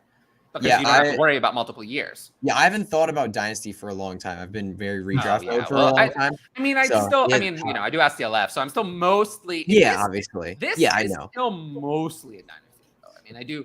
Most talk about redraft. Yeah, most of my content when redraft season is, it's redraft, but it's just that Ask DLF is so popular. I think I'd take Jahan Dotson. I'll take Dotson. I'll take Williams. I'm still Pickens. I think I'd pass. I think I'd go. Pickens might be the most talented of those three, though. I know that's the problem. Pickens he might is be the kind most talented of those three. A little bit of a head case. Easily could be. Yes, but I think I'd take Robinson over Pickens. But Pickens had his head screwed on correctly and wasn't calling out Mike Tomlin's offensive game planning in his first 3 games as a rookie, I might be a little bit more confident. But it's probably not so wise. Pickens, I don't know if that's the wisest move. It's not. You don't call out Mike Tomlin like that. Mike Tomlin is not a coach you want to mess with. But yeah, I think the people get it. James Robinson is very good. Trevor Lawrence is very good. I like him a lot. And Zay Jones, we talked about earlier, is a good. Trevor Lawrence, though, is someone who's moving up. I'm really debating him versus at this point, like Dak and Deshaun Watson, to see which one I prefer. If Trevor Lawrence continues to play well, he'll continue to move up. Yeah, Trevor Lawrence he's looked good. He's looked really decent on the field. And I mean, he just came out and beat the Chargers and they beat the Colts. Like, he's been winning games and he's been looking good and he's been putting up good fantasy numbers. Like, it's just Trevor Lawrence is having the breakout we've wanted. He's looking good. Some people wanted to take Justin Fields over him, but I would have wanted to do that. Yeah, I think I did. I don't want to talk about it. I think I was in that crowd too. I was like one of the silliest things I heard. We talked a lot about Christian Kirk and Zay Jones, right? I mean, we mostly use Zay Jones. We were talking about him as a waiver wire ad. And then Christian Kirk. I mean, he's just awesome. Yeah. Christian Kirk's just Christian getting Kirk tons is of ball. He's consistently awesome. good. Yeah, he's someone Yeah. that Worth you the can money. rely on. 6 receptions in each of the past 3 weeks, at least 70 yards. Like, Yeah, he's someone you can count on. good. He's Yep. someone you can count on to deliver. That's it. Yeah. And I do like him. He was ranked way too low. I said the whole offseason he was ranked way too low. Yeah, he was. Yeah, But I've always had a soft spot for Christian Kirk. He's somebody I warmed up to in the late in the offseason. He's someone I warmed up to and gotten a few of my I was in on him draft. before he even signed. Yeah, I was not. I love wasn't him. as in. I just was more nervous about Lawrence than most people, but I started to feel more warmed up towards the offense. Christian Kirk's part of my greatest dynasty mistake probably ever. What'd you do? I posted that in the chat last night. It was this offseason. I traded Lamar and Christian Kirk for Justin Fields in a first. You want that one back? Oh, I desperately, You put Kirk on the other side. I oh think my I'd still want him, goodness. for sure. desperately. I don't know what I was thinking in that moment. Well, Yeah. I would have told you not to. Yeah. I fully embraced the rebuild a little too hard. Yeah. Lamar. I think Lamar will be playing well in the NFL long after Justin Fields is doing something else. Yep. I think that's definitely As for possible. the Chargers, I'm willing to toss everything that Justin Herbert did out. Garbage. I'm not concerned about All right, him. I think I'm tossing at this entire offense for this week. This was just a weird game. Herbert was hurt. No. I I'm don't- not giving Austin Eckler an excuse.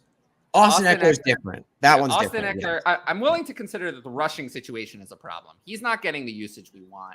No, 4 he's not. carries. I mean, 4 carries in a game where Justin Herbert was hurt. I mean, I know they were losing, but like, Yikes. He doesn't look bad. I mean, he has an average 3 a carry in a game. He hasn't even averaged 3 a carry. So Austin Eckler, I have serious concerns. Yes. By the way, Jalen Guyton is out for the season. So Yeah. Josh Palmer and Josh Palmer gets a bump up. Yep. is not really a bump up, but Josh Palmer is fully capable of filling in for either Mike Williams or Keenan Allen. Yep. If either of and he those was great in guys this game. are out, then Josh Palmer becomes like, I wouldn't say an auto start, but He doesn't A become an very auto strong- start, but a very But strong pretty close. flex play. he becomes someone you can play Yeah. in that situation. But with both of them in, I still think you can't play him. Yeah, no, you can't bank on him.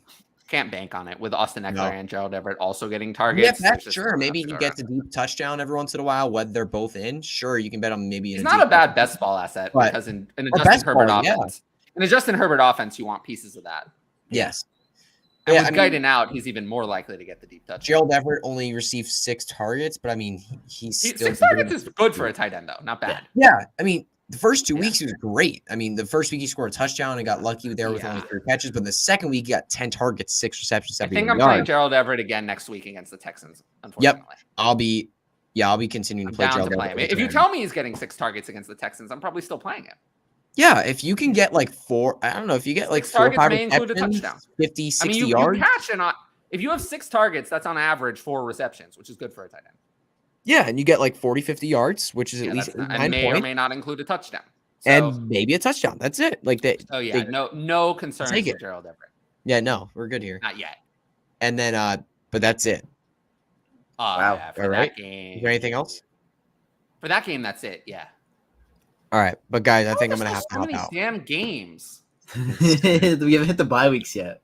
Oh my god. Yeah, you haven't hit the bye weeks yet. When we hit bye weeks, it'll get less. I know. All right, this but is guys, I'm gonna have to head completely out. out of control.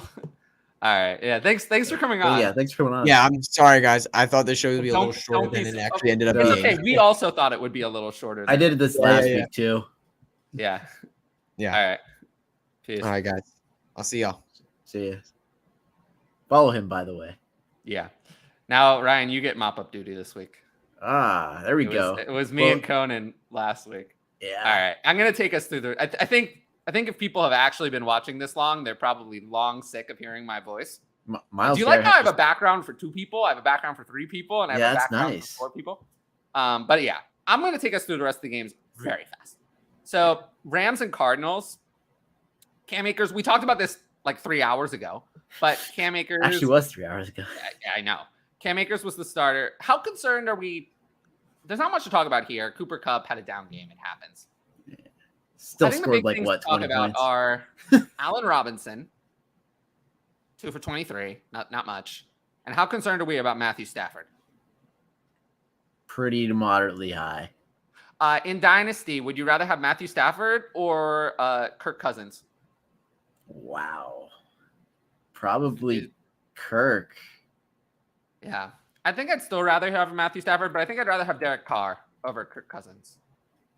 Yeah. Or over Matthew Stafford, because Derek Carr is at least 3 years younger. Matthew Stafford's already 34, and he doesn't look as good. The shoulder looks like it's, and he does also, Derek Carr doesn't have the shoulder issue. Mm-hmm. That is true. I think Matthew Stafford is a classic example, and I made this mistake of don't vault someone up just because they won the Super Bowl. I know y'all say you want the show to be shorter, but I'd much rather listen to you all talk fantasy all afternoon. It makes the work day go way quicker. I do appreciate that. I just think that unless we're going to have, if it's going to be this long, then we need to have more people. Mm-hmm. Like I need to have at least a fourth person who's going to be on for some of it. Oh, thank goodness. My computer was glitching. Your voice wasn't matching up with your mouth that was talking. Oh my gosh. Oh no. Technology comes for us all. All right. Anything else about the Rams? I mean, not really, right? I don't think we really need to talk about them. Like, no. It was fine. They were fine. Yeah. Cardinals. How concerned are we about Kyler Murray? I mean, it was a double XP weekend. Do have to throw that one out there. Yeah, that's such a big problem. I'm not panicking yet, but he's not running anymore. 2 for 8 on the ground. Hollywood looked really good though. Hollywood looked really good. Yeah, I do like him. I'd rather have Hollywood in Dynasty over DJ Moore. Yeah. I think I might have been there a while ago, to be quite honest with you. I don't know. James Conner kind of looked slow. He's been a sell the whole time for me. He didn't look good, but going against Aaron Donald doesn't do you any Trey favors. McBride just can't get on the field. Hopkins makes a big difference for Kyler. I agree with that. I do think they're going to be better with Hopkins back. Greg Dortch, if Rondale Moore ever comes back, do we think that Rondale Moore just becomes the guy again? Or do you think in that role, or do you think Greg Dortch? I think it's Greg Dortch. I think it's getting to the point where it might actually just be Greg Dortch. I've kind of given up on Rondale Moore. But we'll see. We'll find out what happens when they come back. Also, AJ Green 9 for 80 this week. Like AJ Green also got hurt. Yeah. So even if Rondale Moore comes back, Greg Dortch will still be a star. This is his second or third game with double-digit PPR points. Every game he's played in the season. Yeah. So, but you might have to start Greg Dortch this week. Is Henderson droppable in redraft? No, but not yet. He's still at worst. He's still a high-end handcuff. Yeah. And at best, there's still the option they go back to him. Falcons versus Seahawks. Kyle Pitts. There's so little to talk about in this game. I mean, from the Falcons, Marcus Mariota sucks. Cordero Patterson is great. You always start him. Tyler Algier is worth a stash. Potentially. He actually saw like some playing time. And Kyle Pitts was 5 for 87 is okay. Arthur Smith was drawing up plays for him. I got to watch some of the game. There was a tight end screen. There was a deep pass. It's good. Yeah. He got it. And guess what? It's not fantasy football. And guess what? They won the game. Can you believe it? Here's the thing, though. I feel like for the Falcons, it's pretty simple. Kyle Pitts and Drake London are the only players we care about. Everyone else doesn't matter. Cordell Patterson, running back. But Kyle Pitts and Drake London are going to be fine because they're the only ones doing anything in the receiving game. Not even Cordell Patterson is really doing anything. Cordell Patterson's seeing it all as a runner. Mm-hmm. It was never open for most people. I think it would have taken a couple more bad games. The people who believed and traded for him, we believed. I think we were 1 game away from people actually panicking. 3 games. There was some panic. A little, but I think it was only I only heard it from people who I don't really trust. I really trust, they weren't panicking yet. It would have taken because we knew it was coming. He's too talented to not give him the ball. Like that quote was probably one of the top 5 worst quotes I've ever heard with the fantasy football stuff. It was bad. Come on now. But anyway, what about the Seahawks side? I mean, Geno hasn't looked bad. Geno actually looked pretty good. That one interception was at the end of the game, but he was actually balling before that. Yeah. I can't believe it over Javonte and Palmer. That's a window. If I've ever heard it. But as for the Seahawks, I mean, Rashad Penny, he played almost the whole game and didn't do anything too much. He just doesn't see any passing game work. You can't start him. You can if you have to, but I really don't want to. As for the rest of it, Tyler Lockett and DK Metcalf were both good. That's what we wanted. Noah Fant less good. Yeah. Feel bad for him. They picked up his 5th-year option, so he's a whole other year. Oh, And Will Disley is playing ahead of him. That's rough. Although Will Disley hasn't looked bad. Like, No, he hasn't looked bad. That's the funny thing. Will Disley actually looks just as good. That's not a fan. yeah. I mean, he's looked good in stretches over the years. But I think of all the teams, the Seahawks are probably the one with like the least to talk about. Well, yeah, because all the dynasty relevant assets is DK. That's it, Yeah, really. pretty much. That's it. Kenneth Walker's Kenneth gotten in there a little bit. But hopefully we see more Kenneth Walker as we go. All right, what about another shit show? Packers and Bucs. Goodness.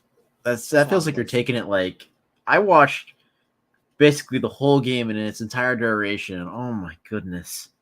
This was one of the toughest watches for the I think Packers, for any NFL. Aaron Rodgers.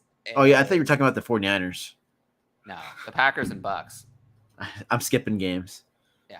Packers Bucs. Aaron Rodgers to me is just I've been saying he's a dynasty sell for so long, and he has delivered absolutely nothing.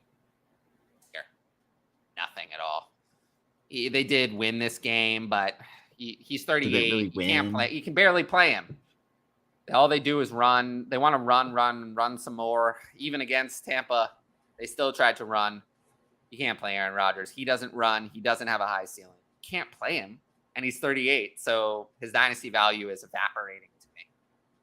I hope you sold or didn't draft him because he's not someone I want. No, but Romeo Doubs looked pretty good.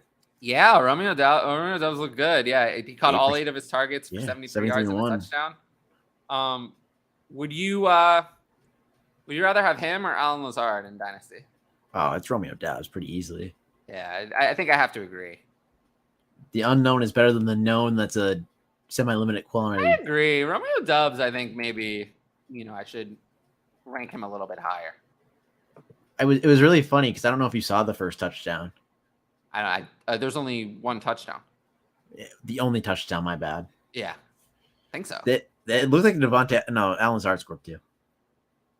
Yeah, but there was one touchdown for Romeo Doubs. Yeah. But that essentially slant play. The way it works on this team is you can kind of start Romeo Doubs and Alan Lazard careful in the 40s at receiver. I'm still not confident.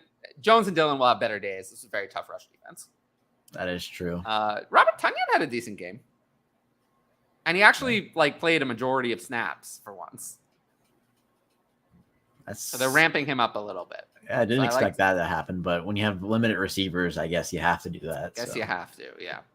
But yeah, that Romeo Doubs play in the end zone looked like something they'd run for Davante Adams. It was really similar. Yeah. So Bucs side, I'm not worried about Leonard Fournette here. Not worried. I think he's a buy, to be quite honest with you. He played almost the whole. He played 91% of the snaps. He actually played more than any receiver. Yeah, and I'm not those worried guys about. Are going to come back. Not worried about him.